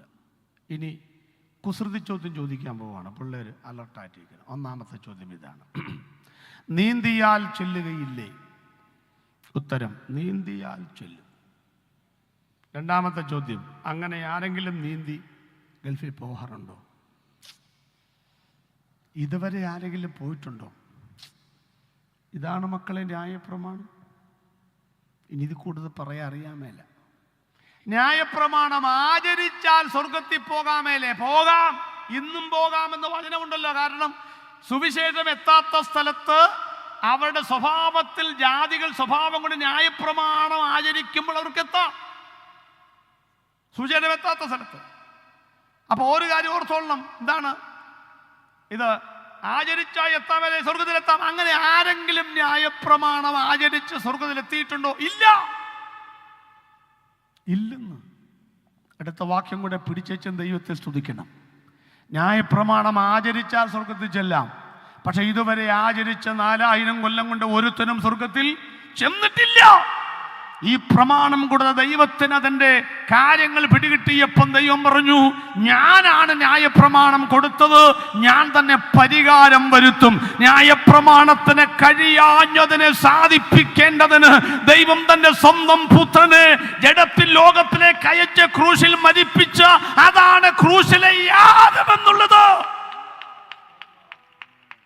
അതിന് കഴിയാഞ്ഞതിനെ യേശു സാധിപ്പിച്ചിരിക്കും. എബ്രായലേഖനം 10-ാം അധ്യായം വിട്ടിട്ടില്ലല്ലോ. 11-ാമത്തെ വാക്യം കൊണ്ട് വച്ച പോയിന്റ് ഞാൻ വൈൻഡ് അപ്പ് ചെയ്യാം. 11-ാമത്തെ വാക്യം: ഏത് പുരോഹിതനും ദിവസേന ശുശ്രൂഷിച്ചും പാപങ്ങളെ പരിഹരിപ്പാൻ ഒരു നാളും കഴിയാത്ത അതേ യാഗങ്ങളെ കൂടെ കൂടെ കഴിച്ചും കൊണ്ട് നിൽക്കുന്നു. മതി, ഒന്ന് ശ്രദ്ധിച്ചോളൂ. ഏത് പുരോഹിതനും പാപങ്ങളെ പരിഹരിപ്പാൻ കഴിയാത്ത അതേ യാഗങ്ങളെ കൂടെ കൂടെ കഴിച്ചും കൊണ്ട്, അടുത്ത പദം, നിൽക്കുന്നു. അവിടെ നിൽക്കട്ടെ. പഴയ മറ്റുള്ള പുരോഹിതന്മാർ എന്ത് ചെയ്യുന്നു? ആലയത്തിൽ എന്ത് നിൽക്കുന്നു? ഇരിക്കാറുണ്ടോ? പുരോഹിതന്മാർ ആരത്തിലിരിക്കുകയോ കസേരയിലിരിക്കുകയാണോ? അല്ല. ഭാഷന്മാരോ ഇരിക്കുക, പുരോഹിതന്മാരോ നിൽക്കുക. എന്നാ കാര്യം? എന്നാ ആലയത്തിനകത്ത് യഹൂദൻ്റെ പുരോഹിതൻ നിൽക്കുന്നതിൻ്റെ കാര്യം എന്നാ? ഇപ്പം ജോയി പാറയ്ക്കില്ല നിൽക്കുന്നതിൻ്റെ കാര്യം. എനിക്കൊരു പണിയുണ്ട്, അതുകൊണ്ടാണ് നിൽക്കുന്നത്. ഇവരെന്താ ഇരിക്കുന്നത്? ഒരു പണിയില്ല, അതുകൊണ്ടാണ് ഇരിക്കുന്നത്. നിങ്ങൾക്കൊരു പണിയോ? നിങ്ങളിത് കേട്ടുകൊണ്ടിരിക്കുക എന്നുള്ളതേ ഉള്ളൂ. ആണ്ട് ഇപ്പോൾ രാജി മോനെ കൂടെ നിൽക്കുക, അങ്ങനെ കാര്യം. അവർക്കൊരു പണി, അത് കഴിഞ്ഞ് അവരുടെ പോയിരിക്കുക. 9:09 എൻ്റെ പണി തീരും, അപ്പോൾ ഞാൻ പോയിരിക്കുന്നു. അപ്പോൾ നിങ്ങൾ വീട്ടിൽ പോകും. ഒരു കാര്യം ഉള്ളത് കൊണ്ടല്ലേ നിൽക്കുന്നേ, അല്ലേ? പുരോഹിതൻ എന്താ ആലയത്തിൽ നിൽക്കുന്നേ? ഒന്ന്, സമാഗമന കൂടാരത്തിൽ ഇരിപ്പിടമില്ല. രണ്ട് എങ്ങനെ ഇരിക്കും സമാധാനത്തോടെ? ഈ നിൽക്കുന്ന ആയിരക്കണക്കിന് ആളുകളുടെ പാപങ്ങൾക്ക് പരിഹാരം വന്നിട്ടില്ല. പ്രതികരിക്കാതെ എങ്ങനെ ഒരു പുരോഹിതൻ നിൽക്കും? കാരണം ദൈവത്തിനും ഈ നിൽക്കുന്ന ആളുകൾക്കും ഇടയിൽ നിൽക്കുന്നയാളാണ് പുരോഹിതൻ. ജനത്തിൻ്റെ പ്രശ്നം തീരാതെ എങ്ങനെ സമാധാനത്തോടെ പോയി ഇരിക്കും? അന്നും ഇന്നും പുരോഹിതന്മാർ അങ്ങനെ ജനത്തിൻ്റെ പാപങ്ങളൊന്നും പരിഹരിക്കപ്പെട്ടിട്ടില്ലെന്നും പറഞ്ഞ് എൻ്റെ വിഴ, എൻ്റെ വിഴ, എൻ്റെ സകല വിഴ, വലിയ വിഴ എന്നൊക്കെ പറഞ്ഞ് ഇങ്ങനെ പറഞ്ഞുകൊണ്ടിരിക്കുമ്പം അടുത്ത വാക്യം കൂടെ വായിക്ക്. അതാ മർമ്മം. യേശുവോ പാപങ്ങൾക്ക് വേണ്ടി കൂടെ യാഗമില്ല, ആണ്ടുതോറും യാഗമില്ല, ഒറ്റ യാഗം പെസഹ കുഞ്ഞാടായി ക്രൂശിൽ യാഗമായി തീർന്നിട്ട് എന്നേക്കും ദൈവത്തിന്റെ വലത്തുഭാഗത്ത് ഒരുമിച്ച് വായിക്കില്ലേ? എന്നേക്കും ദൈവത്തിന്റെ വലത്ത് ഭാഗത്ത് പോയി ഇരുന്നുകൊണ്ട്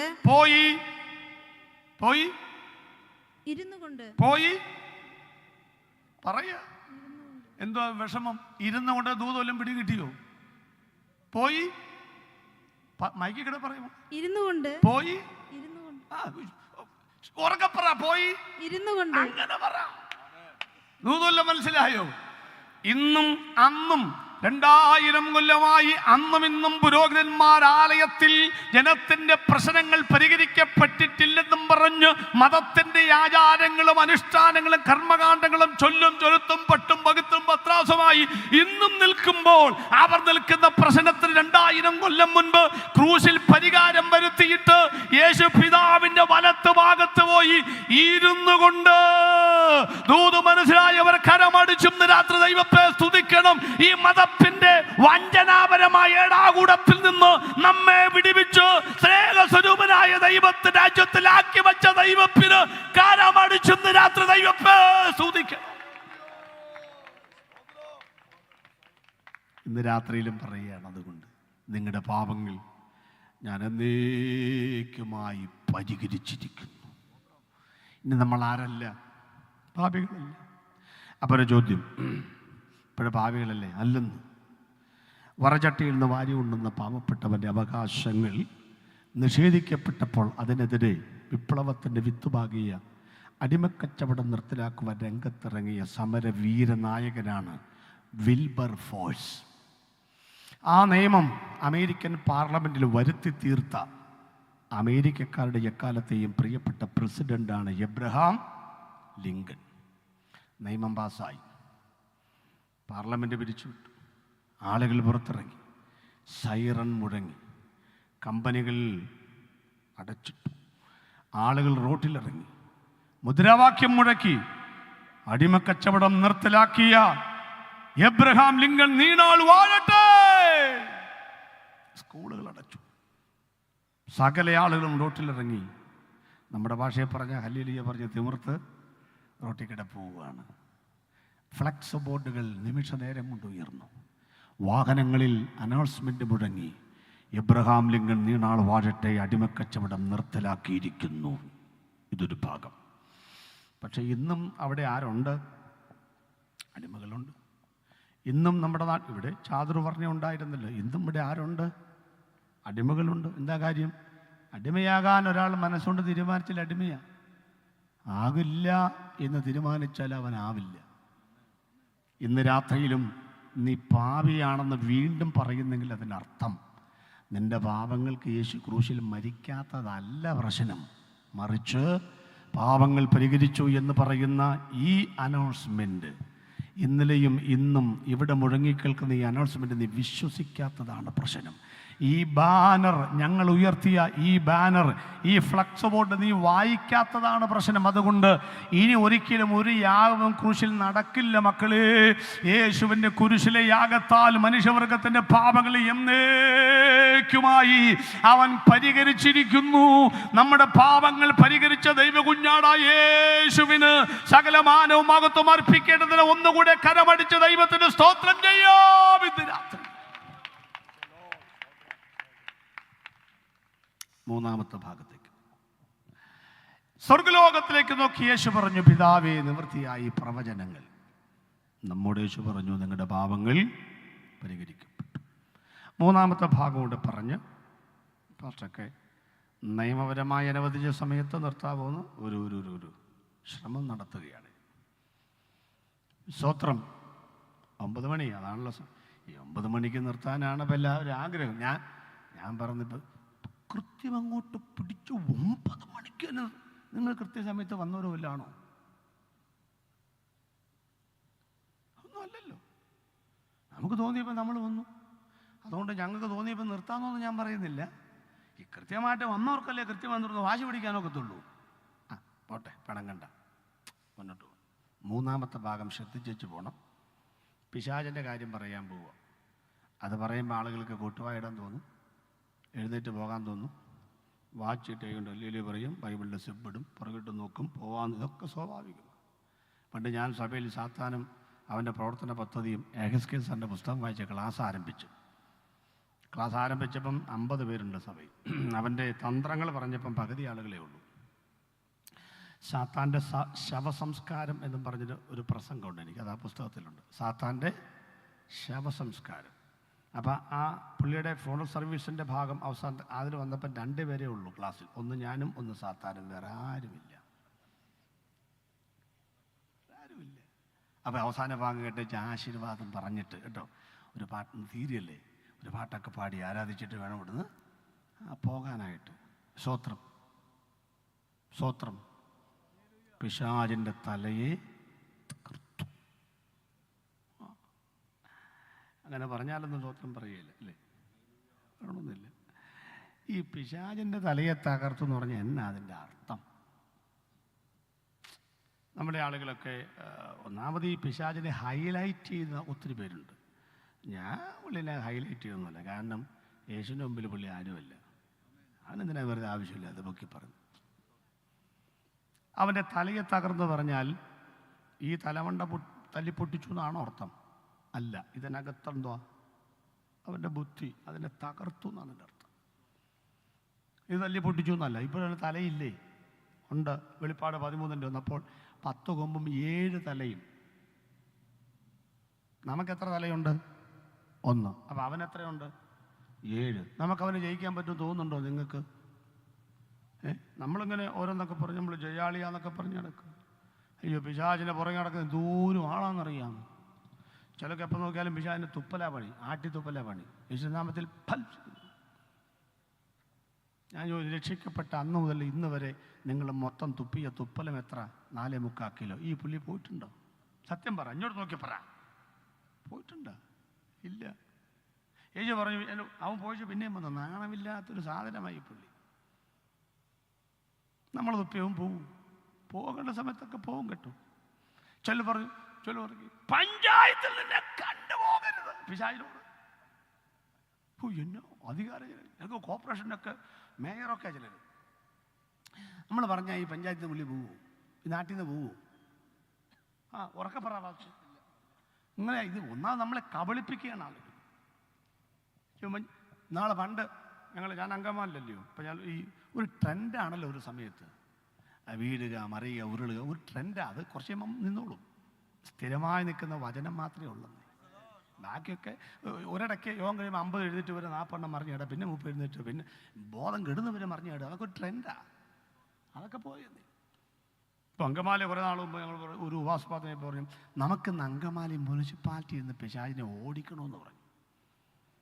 ഞാൻ വിചാരിച്ചു ഇതങ്ങനെ, ഞാനും കൂടി. അപ്പം പിതാവിൻ്റെയും പുത്രൻ്റെയും നാമത്തിൽ നിന്നെ അങ്കമാലി മുനിസിപ്പാലിറ്റി ഞങ്ങൾ ചവിട്ടാ. ഞാൻ പുറത്തുപോയി. അപ്പോൾ 2 ദിവസം കഴിഞ്ഞപ്പോൾ ഞാൻ തൊട്ടപ്പുറത്ത് കൊരട്ടിയിലാണ് പ്രസംഗിച്ച് കേട്ടു. അപ്പോൾ അവിടുത്തെ പാസ്റ്റർമാർ പറയും നമുക്ക് കൊരട്ടി പഞ്ചായത്ത് പിന്നെ പുറത്താക്കാം. അപ്പോഴാണ് ഞാൻ കൺഫ്യൂഷനിലായത്. കാരണം ഞാൻ കഴിഞ്ഞ ആഴ്ച അവൻ അവിടെ നിന്ന് ചവിട്ടി ഇങ്ങോട്ടാണ് വിട്ടിരിക്കുന്നത്. ഇനി ഇവിടെ നിന്ന് ചവിട്ടിയാലും ഇവൻ എങ്ങോട്ടാണ് പോകുന്നത്? വീണ്ടും എൻ്റെ വീട്ടിലോട്ടല്ലേ വരുന്നത്? 1100 പഞ്ചായത്തിലും ഭാഷമാരിങ്ങനെ ചവിട്ടാൻ നിൽക്കുമല്ലോ. പിന്നെ ഇവനെ എവിടെ പോകുമെന്ന് പറ ആദ്യം. നിങ്ങൾക്ക് വല്ല തലയ്ക്ക് ബോധമുണ്ടോ ആദ്യം തന്നെ? അത് പറ. ഈ നാട് ആരുടെയാന്ന് പറ ആദ്യം. ഈ ലോകം ആരുടെയാണ്? നമ്മളപ്പം എവിടത്തുകാരാ? ആർക്കറിയാം? ഇവിടെ ഞാൻ വെറുമൊരു പരദേശി പോ, ഇവിടത്തെ പാർപ്പിടമോ വഴിയമ്പലം, ഇവിടെ എനിക്കാരും തുണയില്ലെങ്കിലും തുണയാകും യേശുവോടു ചേർന്നാൽ മതി, എനിക്കെൻ്റെ യേശുവിനെ കണ്ടാൽ മതി, ഇഹത്തിലെ മായാസുഖം വിട്ടാൽ. നമ്മൾ പാടുന്നുണ്ടോന്നാ? ഇവിടെ നമ്മൾ പരദേശി ഉപദേശിയാണെന്നാ. എന്നിട്ട് ഇവിടെ സ്ഥലം കിട്ടിയില്ല, വീട് കിട്ടിയില്ലെന്നും പറഞ്ഞുള്ള പണ്ടപ്പരപ്പം പരാതി അപാരമാണ്. സ്വത്രം. എൻ്റെ പൊന്നുമക്കളെ, നിങ്ങൾ 51 ഉപദേശിവരും മാലയായി തുപ്പിയാൽ ഇവൻ പോവുകയില്ല. ഞാൻ തുപ്പി കാണിച്ചോളൂ. ഇവൻ എപ്പോഴാ പോണേന്ന് വല്ല അറിയാമോ? വചനത്തിലേക്ക് വാ. യേശു ക്രിസ്തു ഈ ഭൂമിയിലേക്ക് വരും. 1000 വർഷം ഭരിക്കാൻ നേരത്തെ ഇവനെ ചങ്ങലയിട്ട് തമ്പരാനാ പൂട്ടുന്നത്. മനസ്സിലായോ? അപ്പോഴേ പുള്ളി ഇവിടെ ഇല്ലാതിരിക്കത്തുള്ളൂ. അവനിവിടെ ഇല്ലാതായാൽ നമുക്കൊരു ഇത് വേണ്ടേ? അവനുണ്ടെങ്കിലേ നമുക്ക് തന്നെ ഒരു പ്രതിപക്ഷം ഉണ്ടെങ്കിലല്ലേ ഭരിക്കാൻ സുഖപ്പെടും എന്ന് കരുതി പേടിക്കൊന്നും വേണ്ട. നമ്മുടെ വീട്ടിൽ കയറി കൈവെക്കുന്നു അല്ല ഈ പറഞ്ഞത്. ഇവിടെ നാടാ വരുന്നേ? ഊസ് ദേശത്ത്. ഇയ്യോബിന്റെ വീട്ടിൽ കയറിയോ? കയറാൻ പറ്റണ്ടേ? എന്താ കാര്യം? അവിടെ നീ 3 വേലിയല്ലേ കെട്ടിയേക്കണേ. ഊസ് ദേശം മുഴുവൻ വേലി കെട്ടിയെന്ന് പറഞ്ഞിട്ടില്ല. പക്ഷെ ഇയ്യോബിന്റെ വീട്ടിൽ കയറണമെങ്കിൽ, അവന്റെ വസ്തുവിനെ തൊടണമെങ്കിൽ, അവന്റെ വാഹനത്തെ തൊടണമെങ്കിൽ, തമ്പുരാൻ അനുവദിക്കാതെ രക്ഷിക്കപ്പെട്ടവനെ തൊടാൻ അവനെ ദൈവം അനുവദിച്ചിട്ടില്ലെന്നാണ്.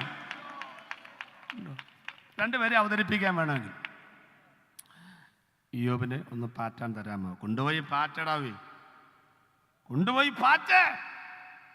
അവൻ പതിരല്ല കതിര, പൊന്നുപോലെ അവൻ പുറത്തു വരും.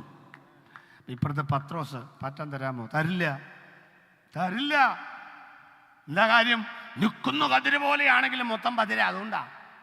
അറിയാമോ? പത്രോച്ചായ, നിന്നെ പാറ്റേണ്ടതിന് ഇവൻ പലവട്ടം ചോദിച്ചു.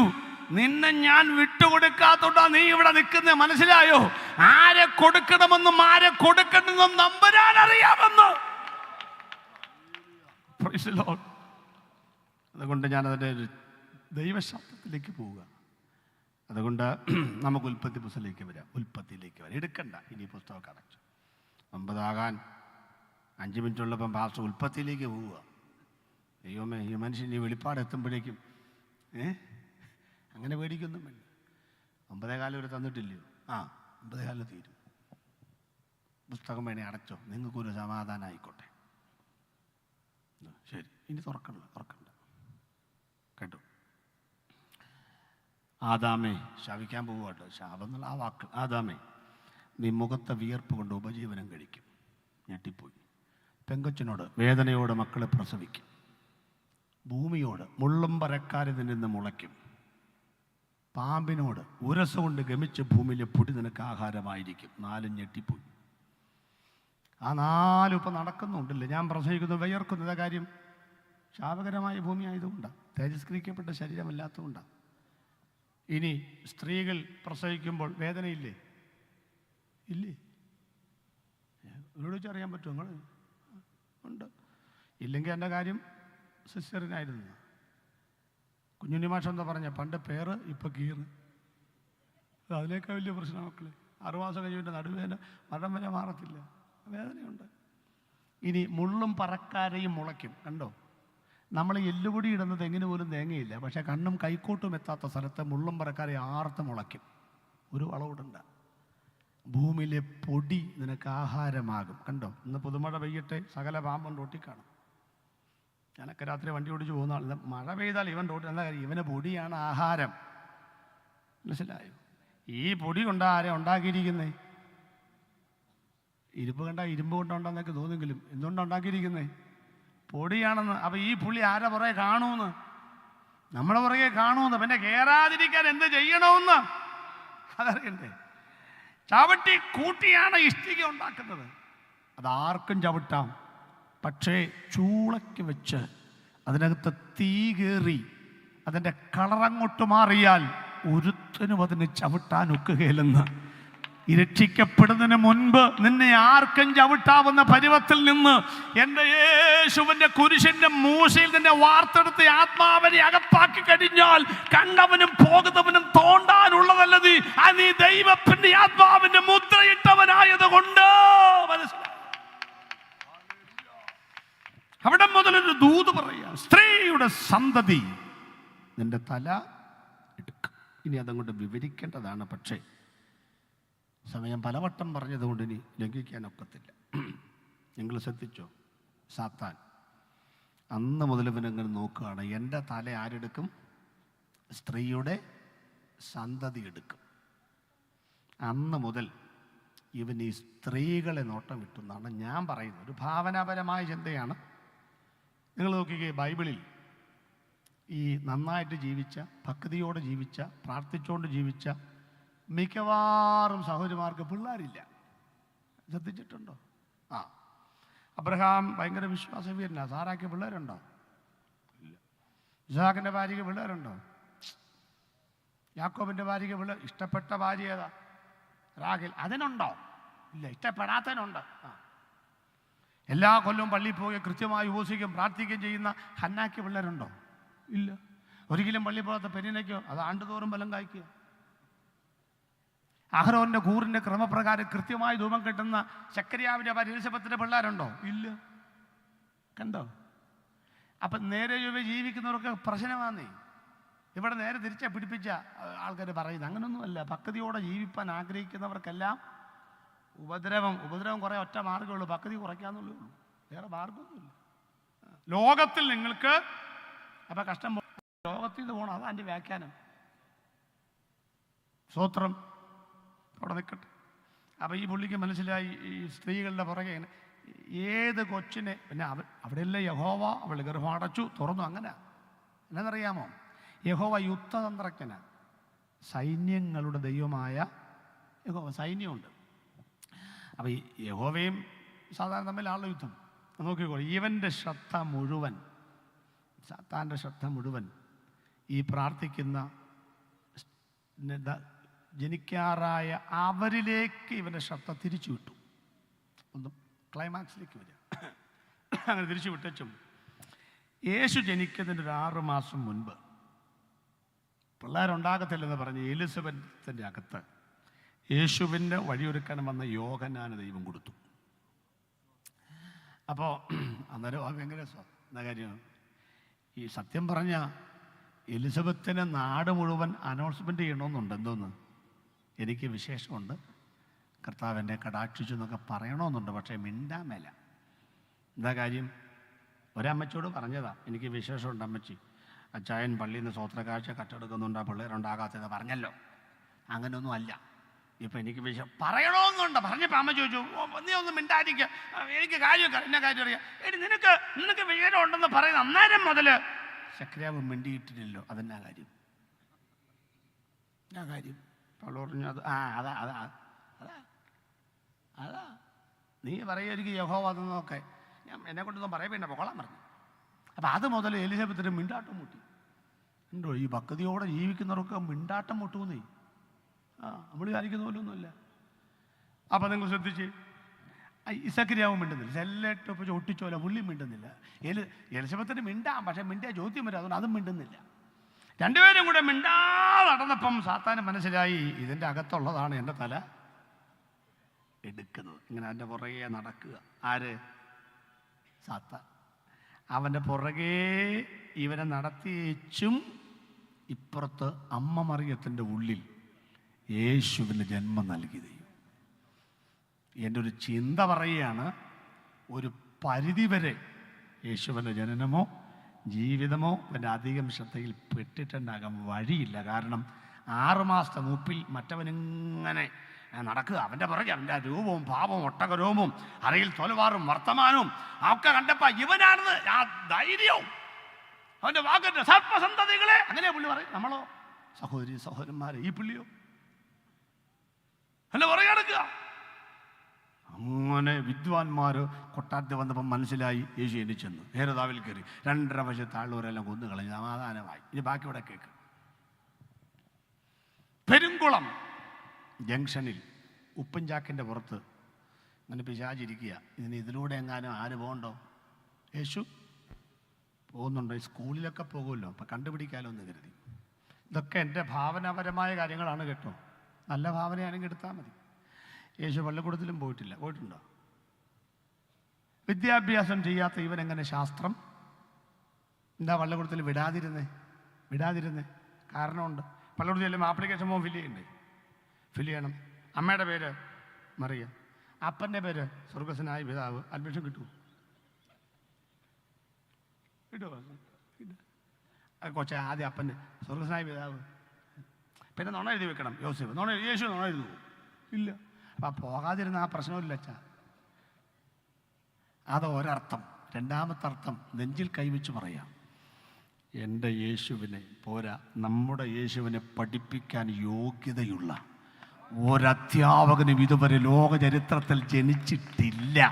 നീ 50 PhD ഉള്ളവനാണെങ്കിലും ഈ തച്ചൻ്റെ കാൽക്കൽ ഇത് പഠിക്കണം.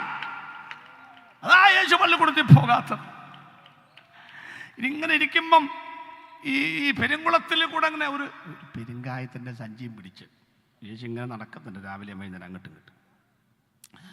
യേശു ഇങ്ങനെ നോക്കിയപ്പം 12ാമത്തെ വയസ്സിൽ ആലയത്തിൽ വെച്ച് കണ്ടെങ്കിലും അനൗൺസ്മെൻ്റ് മുഴങ്ങി യേശുവിനെ പിടിച്ചുകൊണ്ട് പോയതാ.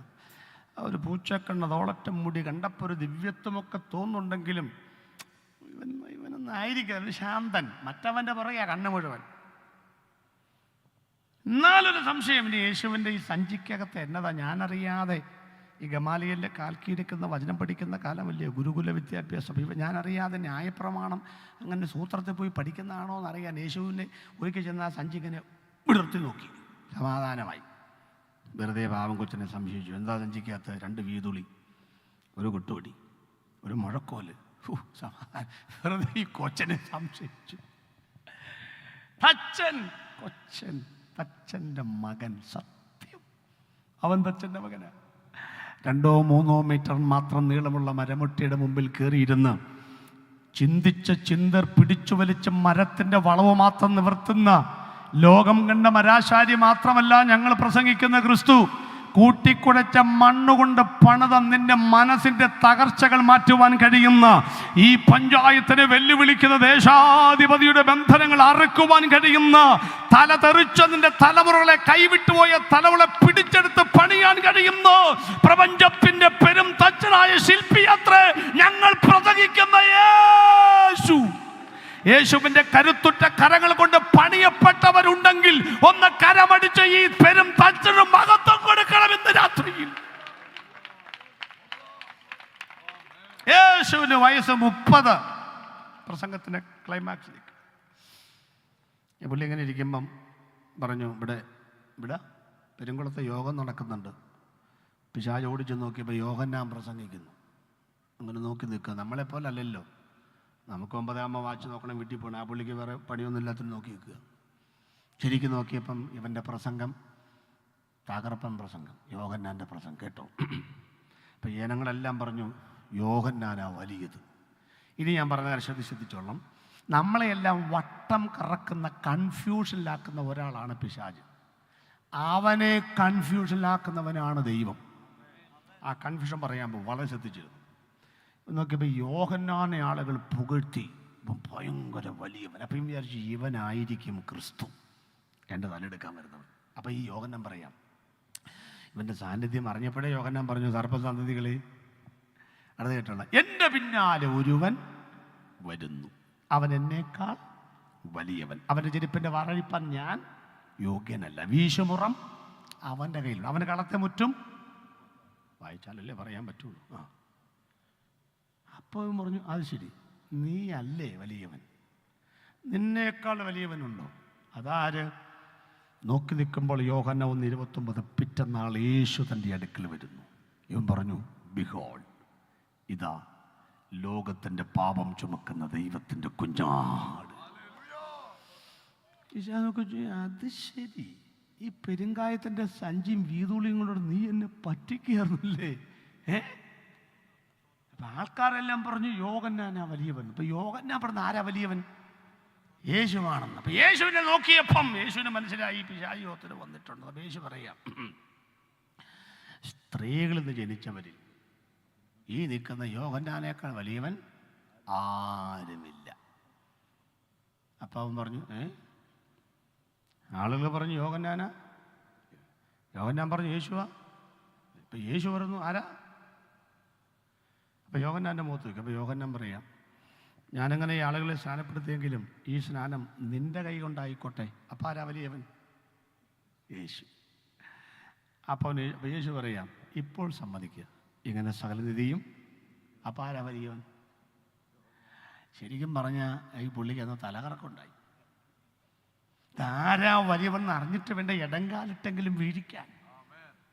ഞാൻ ദൂത് പറഞ്ഞോട്ടെ, നിന്റെ തല എടുക്കും എന്ന് വെല്ലുവിളിച്ചവൻ്റെ കണ്ണിൻ്റെ മുൻപിൽ കൂടെ അബദ്ധത്തിൽ ഒരു ഇന്നോവയ്ക്കകത്തല്ല 30 കൊല്ലം അങ്ങോട്ടും ഇങ്ങോട്ടും കൺമണി പോലെ നിന്നെ സൂക്ഷിച്ച് നടത്താൻ ദൈവത്തിന് കഴിയുമെങ്കിൽ ഈ രാത്രി ദൂത ഏറ്റെടുത്തോ. നിന്റെ തല എടുക്കുമെന്ന് പറഞ്ഞവന്റെ തലയിൽ കൈവച്ച് പ്രാർത്ഥിക്കുവാനുള്ള ഒരു നിയോഗം 2024 അഭിഷിക്തന്മാരെ നമുക്ക് ദൈവം കൈമാറുമെന്ന് വിശ്വസിക്കുന്നവർക്കായി ഇന്ന് രാത്രി ഞാൻ ദൈവത്തെ സ്തുതിക്കുകയാ.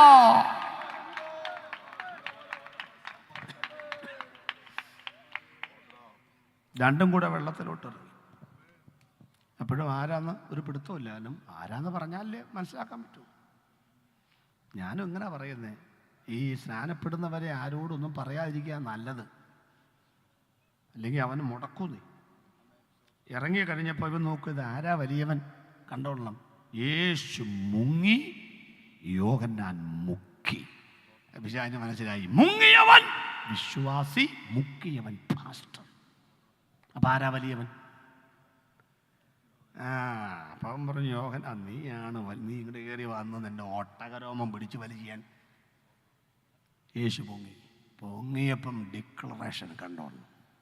ഇനി മറച്ചു വെച്ചിട്ട് കാര്യമുണ്ടോ? യേശു പൊങ്ങി ഇങ്ങനെ നിൽക്കുമ്പം ഡിക്ലറേഷൻ, പ്രഖ്യാപനം.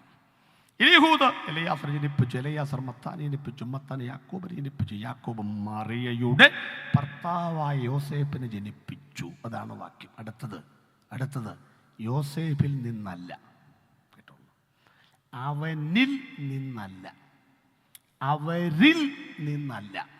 വാക്യം, അവളിൽ നിന്ന് യേശു ജനിച്ചു. ഉണ്ടോ? ഏതവൾ? സ്ത്രീയുടെ സന്തതിയിൽ നിന്ന് യേശു ജനിച്ചെന്ന്.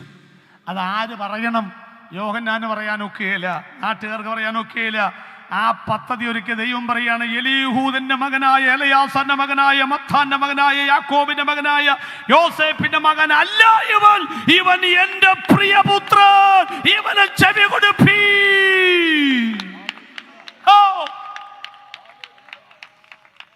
ഈ ട്രിനിറ്റി, തൃത്വം ഒന്നും തെളിയിക്കാൻ പറ്റിയ സമയമല്ല. യോഹന്നാൻ സ്നാപകം പോലും തൃത്വം കണ്ടിട്ടുണ്ടോ? ഇല്ല. പക്ഷെ ആര് കണ്ടിട്ടുണ്ട്? പിശാചി കണ്ടു. പുള്ളിക്ക് അവിടുത്തെ നേരത്തെ ഡ്യൂട്ടി ഉണ്ടായിരുന്നല്ലോ, പുള്ളി അവിടുത്തുകാരനാ. അപ്പം പുള്ളി നോക്കിയപ്പോൾ മുകളിൽ പിതാവായ ദൈവത്തിൻ്റെ ശബ്ദം, താഴെ പുത്രൻ തമ്പുരാൻ നിൽക്കുന്നു. പുള്ളിക്ക് അതുകൊണ്ട് ഉറപ്പില്ല. ഇതങ്ങോട്ട് സ്ഥിരീകരിക്കപ്പെടണമെങ്കിൽ ഒരാളും കൂടെ വരണമല്ലോ. ആര്? പരിശുദ്ധാത്മാവ്. പ്രധാനപ്പെട്ട സംഭവങ്ങൾക്കെല്ലാം ഒരു 3 പേരും കൂടാ ചെയ്യുന്നേ. അവൻ്റെ കൺഫ്യൂഷൻ ഇങ്ങനെ മാറാതെ നിൽക്കുമ്പം മേഘപാലികളെ പുലർത്തിക്കൊണ്ട് ചിറകടി ശബ്ദത്തോടെ പരിശുദ്ധാത്മാവ് യേശുവിന്റെ മേൽ വന്ന് ആവസിക്കുന്നു. ഇന്ന് രാത്രി ആ ദൂതിന്റെയും മർമ്മത്തിന്റെയും മുൻപിൽ എന്റെ യേശുവിനെ വെളിപ്പെടുത്തിയ ദൈവത്തിന്റെ പദ്ധതികൾ ഓർക്കുമ്പോൾ ഒന്ന് കരമടിച്ചോ ആർപ്പിട്ടുകൊണ്ടോ ദൈവത്തെ സ്തുതിക്കാൻ കഴിയുന്നെങ്കിൽ സ്തുതിക്കപ്പെടട്ടെ.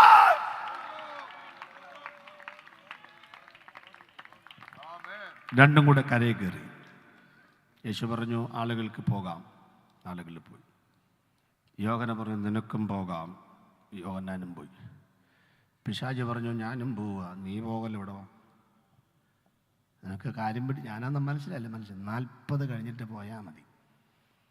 40 ദിവസം അവനുമായി ആർഗ്യുമെൻറ്റ്. പറഞ്ഞു, മോനെ 3.5 കൊല്ലം കൂടെ ഞാനവിടെ ഉണ്ട്. ഇപ്പം 30 കൊല്ലമായി. എൻ്റെ വഴിയെങ്ങാനും തടയാൻ വന്നാൽ നിന്നെ സമയത്തിന് മുൻപേ ഞാൻ ദണ്ഡന സ്ഥലത്തേക്ക് വിടും.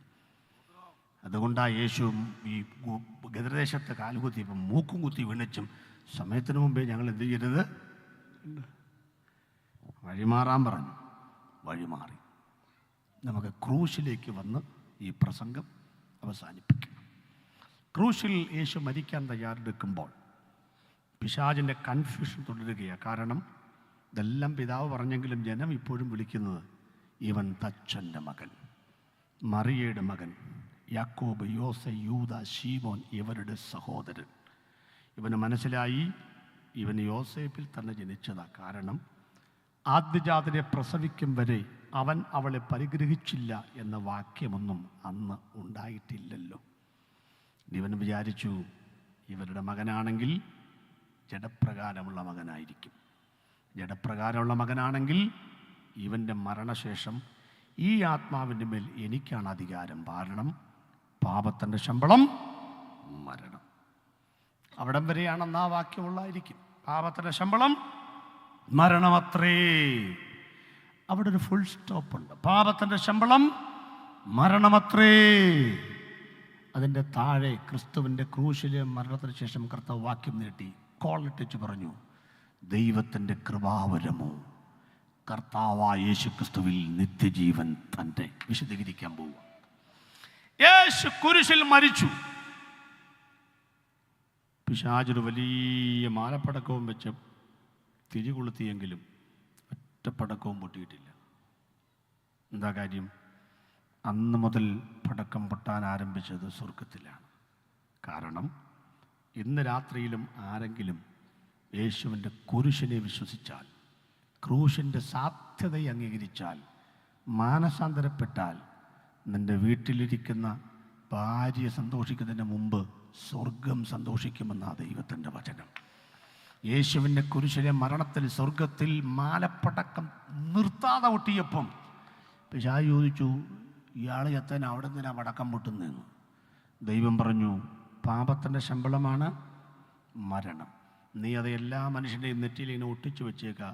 നീ ഭാവിയ, നീ മരിക്കും. പാപത്തിൻ്റെ ശമ്പളം മരണം. മരിച്ചു കഴിയുമ്പോൾ നിന്നെ ഞാൻ എവിടെ കൊണ്ടുപോകും? നരകത്തിലേക്ക് കൊണ്ടുപോകും. ദൈവം പറഞ്ഞു, ഞാൻ ആ സ്റ്റിക്കർ വലിച്ചു മാറ്റിയിരിക്കുന്നു, ഞാനത് പൊളിച്ചു കളഞ്ഞു. അവൻ പറഞ്ഞു, എങ്ങനെ പൊളിക്കും? ഞാനാ മരണത്തിൻ്റെ അധികാരി. എൻ്റെ അധികാരം മാറ്റണമെങ്കിൽ പാപമില്ലാതെ ഒരുവൻ മരിച്ച് എന്നെ ജയിക്കണം. ദൈവം പറഞ്ഞു, ഇവൻ പാപത്തിൽ ജനിച്ചിട്ടില്ല, ഇവൻ പാപത്തിൽ ജീവിച്ചിട്ടില്ല, യേശു പാപം അറിഞ്ഞിട്ടില്ല. അതുകൊണ്ട് ഇവൻ മരിച്ച പ്രമാണം എന്നാണെന്നറിയാമോ? മക്കൾ ജഡരക്തങ്ങളോട് കൂടിയവരാകൊണ്ട് ഇവനും ഇവരെപ്പോലെ ജഡരക്തങ്ങളോട് കൂടിയവനായി മരണത്തിൻ്റെ അധികാരിയായ നിന്നെ തൻ്റെ മരണത്താൽ നീക്കി ജീവപര്യന്തം അടിമകളായിരുന്നവരൊക്കെ അവൻ വിടിവിച്ചു. ഒന്നുകൂടെ പറയാം, നീ തോറ്റുമോനെ. അതിക്രമങ്ങളൊക്കെയും നമ്മോട് ക്ഷമിച്ച ചട്ടങ്ങളാൽ നമുക്ക് വിരോധവും പ്രതികൂലവുമായ കൈയെടുത്തും മായ്ച്ച ക്രൂശിൽ തറച്ച നടുവിൽ നീക്കിക്കളഞ്ഞ് വാഴ്ചകളെയും അധികാരങ്ങളെയും ആയുധവർഗം വയ്പ്പിച്ച് തോറ്റ രാജാക്കന്മാരുടെ കഴുത്തിൽ കാല് വെച്ചിട്ടാണ് യോശുവ വിജയഭേരി മുഴക്കിയതെങ്കിൽ 12ാമത്തെ റൗണ്ടിൽ മേരിക്കോം ഇടിച്ചു ഒതുക്കി ജയാളിയായി റവറി പ്രഖ്യാപിക്കുന്ന പോലെ എന്റെ യേശുവിന്റെ കുരിശിലെ മരണം സാത്താന്റെ മേലുള്ള, മരണത്തിന്റെ മേലുള്ള, പാപത്തിന്റെ മേലുള്ള ജയത്തിന്റെ പ്രഖ്യാപനമാണ് എന്ന് ഞാൻ പറയുമ്പോൾ ഒന്ന് കരമടിച്ച് ഇന്ന് രാത്രിയിൽ ഈ ദൈവത്തെ സ്തുതിക്കണം. യേശുവിന്റെ ക്രൂശിലെ മരണത്തിലൂടെ മരണാധികാരിയായ പിശാചിന്റെ മരണാധികാരം യേശു പിടിച്ചു വാങ്ങി. ഇന്ന് രാത്രി മുതൽ പാപിയായി ജീവിച്ച് നീ മരിച്ചാൽ നിന്റെ മേലുള്ള ആത്മാവിന്റെ അധികാരം പിശാചിനാണ്. നിന്നെ അവൻ നരകത്തിലേക്ക് കൊണ്ടുപോകും. എന്നാൽ പാപിയായി നിനക്ക് വേണ്ടി പാപമില്ലാത്ത യേശു കുരിശിൽ മരിച്ചെന്ന് വിശ്വസിച്ച് പാപങ്ങൾ യേശുവിനോട് ഏറ്റുപറഞ്ഞാൽ അവൻ നിന്നെ പാപം ക്ഷമിക്കും, പാപത്തിന്റെ ശമ്പളം മരണമെന്ന സ്റ്റിക്കർ വലിച്ചു മാറ്റിയിട്ട് നീ എന്ന് മരിച്ചാലും നിന്നെ ഉയർപ്പിച്ച് അവൻ സ്വർഗത്തിലേക്ക് കൊണ്ടുപോവുകയും ചെയ്യും. ഈ രാത്രിയിൽ എൻ്റെ പ്രസംഗം അവസാനിക്കുമ്പോൾ പറയട്ടെ, യേശുവിൻ്റെ കുരിശിലെ മരണത്താൽ പ്രവചനങ്ങൾ നിവൃത്തിയായി. 2 മനുഷ്യവർഗത്തിന്റെ പാപങ്ങൾ നിവൃത്തിയായി. 3 ശത്രുവായ സാത്താന്റെ തലയവൻ തകർത്ത് കളഞ്ഞു. ഒന്ന് എഴുന്നേറ്റാട്ടം. മരണാധികാരി ആയിരുന്ന ഘോരന പിശാചിനെ മരണത്തിനാലെ നീക്കി മൃത്യു ഭീതി തീർത്താനാഥനെ. ഈ പാട്ടാണ് നമ്മൾ പാടി ആരാധിക്കുക. ഇപ്പോഴല്ല, പ്രാർത്ഥിച്ചതിന് ശേഷം എല്ലാ കണ്ണുകളും അടങ്ങി. കണ്ണടയ്ക്കാൻ പറയുമ്പം അടയ്ക്കണം. നേരെ നമ്മൾ കേൾക്കുമായിരുന്നല്ലോ. എന്നെ ശ്രദ്ധിക്കുന്ന ബഹുമാന്യ ശ്രോതാക്കളെ, യേശു മലയാള മനോരമയിലെ ഒരു തമാശ കഥയല്ല. യേശു 2000 വർഷം മുൻപ് വേഷത്തിൽ മനുഷ്യനായി ലോകത്തിൽ വന്നത് 4000 കൊല്ലം കൊണ്ട് നടപ്പിൽ വരുത്താത്ത പ്രവചനങ്ങൾ നിവർത്തീകരിക്കാനാണ്. ഇനി ഒരാളും ലോകത്തിൽ വരാനില്ല. വരാനുള്ള രക്ഷിതാവ് വന്നു കഴിഞ്ഞു. വിശ്വസിക്കുന്നവർ വലതുകരമുയർത്തി ദൈവത്തിനൊന്ന് സ്തോത്രം ചെയ്യണം. 2, യേശുവിൻ്റെ ക്രൂശിലെ മരണത്തിലൂടെ മനുഷ്യവർഗത്തിൻ്റെ പാപങ്ങൾ എന്ന് ഞാൻ പറഞ്ഞാൽ കോമൺ വാക്കാണ്.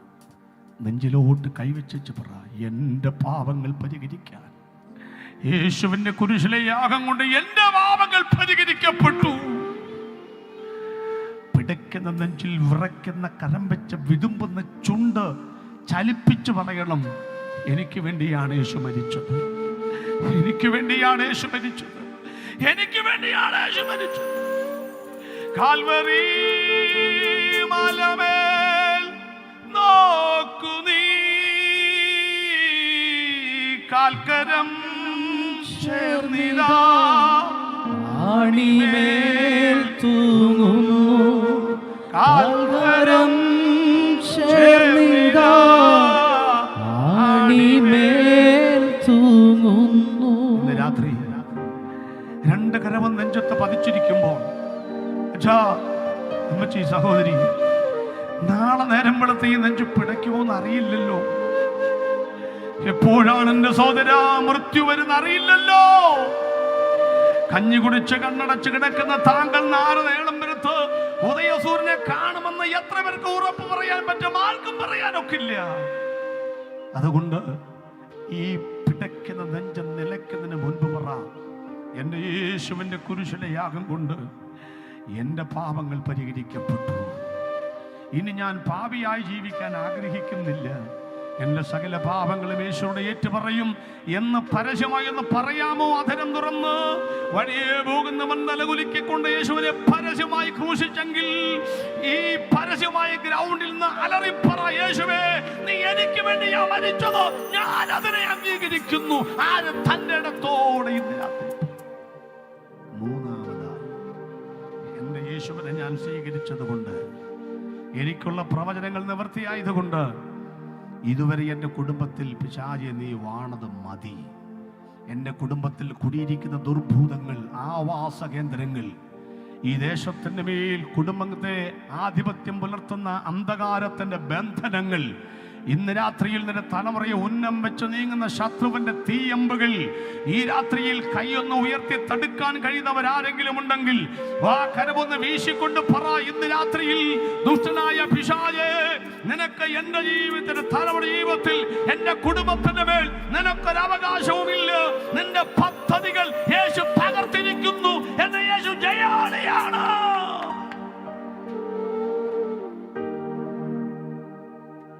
ആ കരമൊന്ന് ചേർത്തടിച്ച് അല്പനേരം ദൈവത്തെ സ്തുതിച്ച് പിശാചിന്റെ വാഴ്ചകൾ അവസാനിക്കട്ടെ, അവന്റെ തേർവാഴ്ചകൾ തകരട്ടെ. നിന്നെ നോക്കി പല്ലിളിക്കുന്നത് ഒറ്റന്നെയാണ് പല്ലുകൾ. ഇന്ന് രാത്രിയിലല്ല, 2000 വർഷം തകർത്ത് കളഞ്ഞിരിക്കുന്നെന്ന്, ഗതി പിടിക്കത്തില്ലെന്ന്, നീ രക്ഷപ്പെടത്തില്ലെന്ന് നിന്നോട് വാദിച്ചു നിൽക്കുന്ന പിശാചിന്റെ പോർവിളികൾ എന്റെ യേശു കുരിശിൽ തകർത്ത് കളഞ്ഞിരിക്കുന്നു.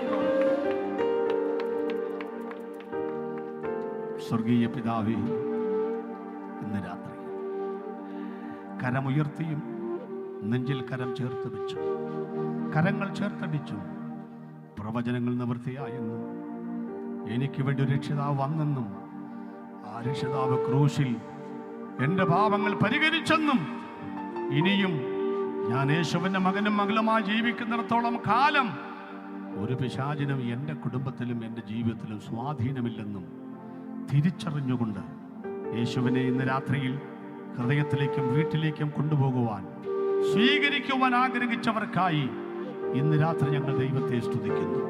കരമുയർത്തിയവൻ്റെ കുടുംബത്തിൻ്റെ തേർവാഴ്ചകൾ അവസാനിക്കട്ടെ. അവൻ്റെ ശരീരത്തിനകത്ത് രോഗബന്ധനങ്ങൾ ഇന്ന് രാത്രി അടിഞ്ഞു മാറട്ടെ. പൈശാചിക ബന്ധനങ്ങൾ ഇന്ന് രാത്രി പൊട്ടി മാറട്ടെ. ഇരുമ്പിന്റെ ചങ്ങലകൾ ഇന്ന് രാത്രിയിൽ ഉടഞ്ഞു മാറട്ടെ. ക്രൂശ് ദീനരോധനത്തിന്റെ സ്ഥലമല്ലെന്നും ഉയർപ്പിന്റെ സ്ഥലമാണെന്നും വിജയഭേരി മുഴക്കുന്ന സ്ഥലമാണെന്നും ഈ ദേശം ഇന്ന് രാത്രി തിരിച്ചറിയട്ടെ. കർത്താവ് നിവൃത്തിയാക്കിയ പ്രവചനങ്ങൾക്ക് വേണ്ടി നന്ദി, പാപപരിഹാരത്തിന് നന്ദി, ശത്രുവിന്റെ തലയെ പകർത്തതിന് നന്ദി. യേശുക്രിസ്തുവിന്റെ വിലയേറിയ നാമത്തിൽ തന്നെ.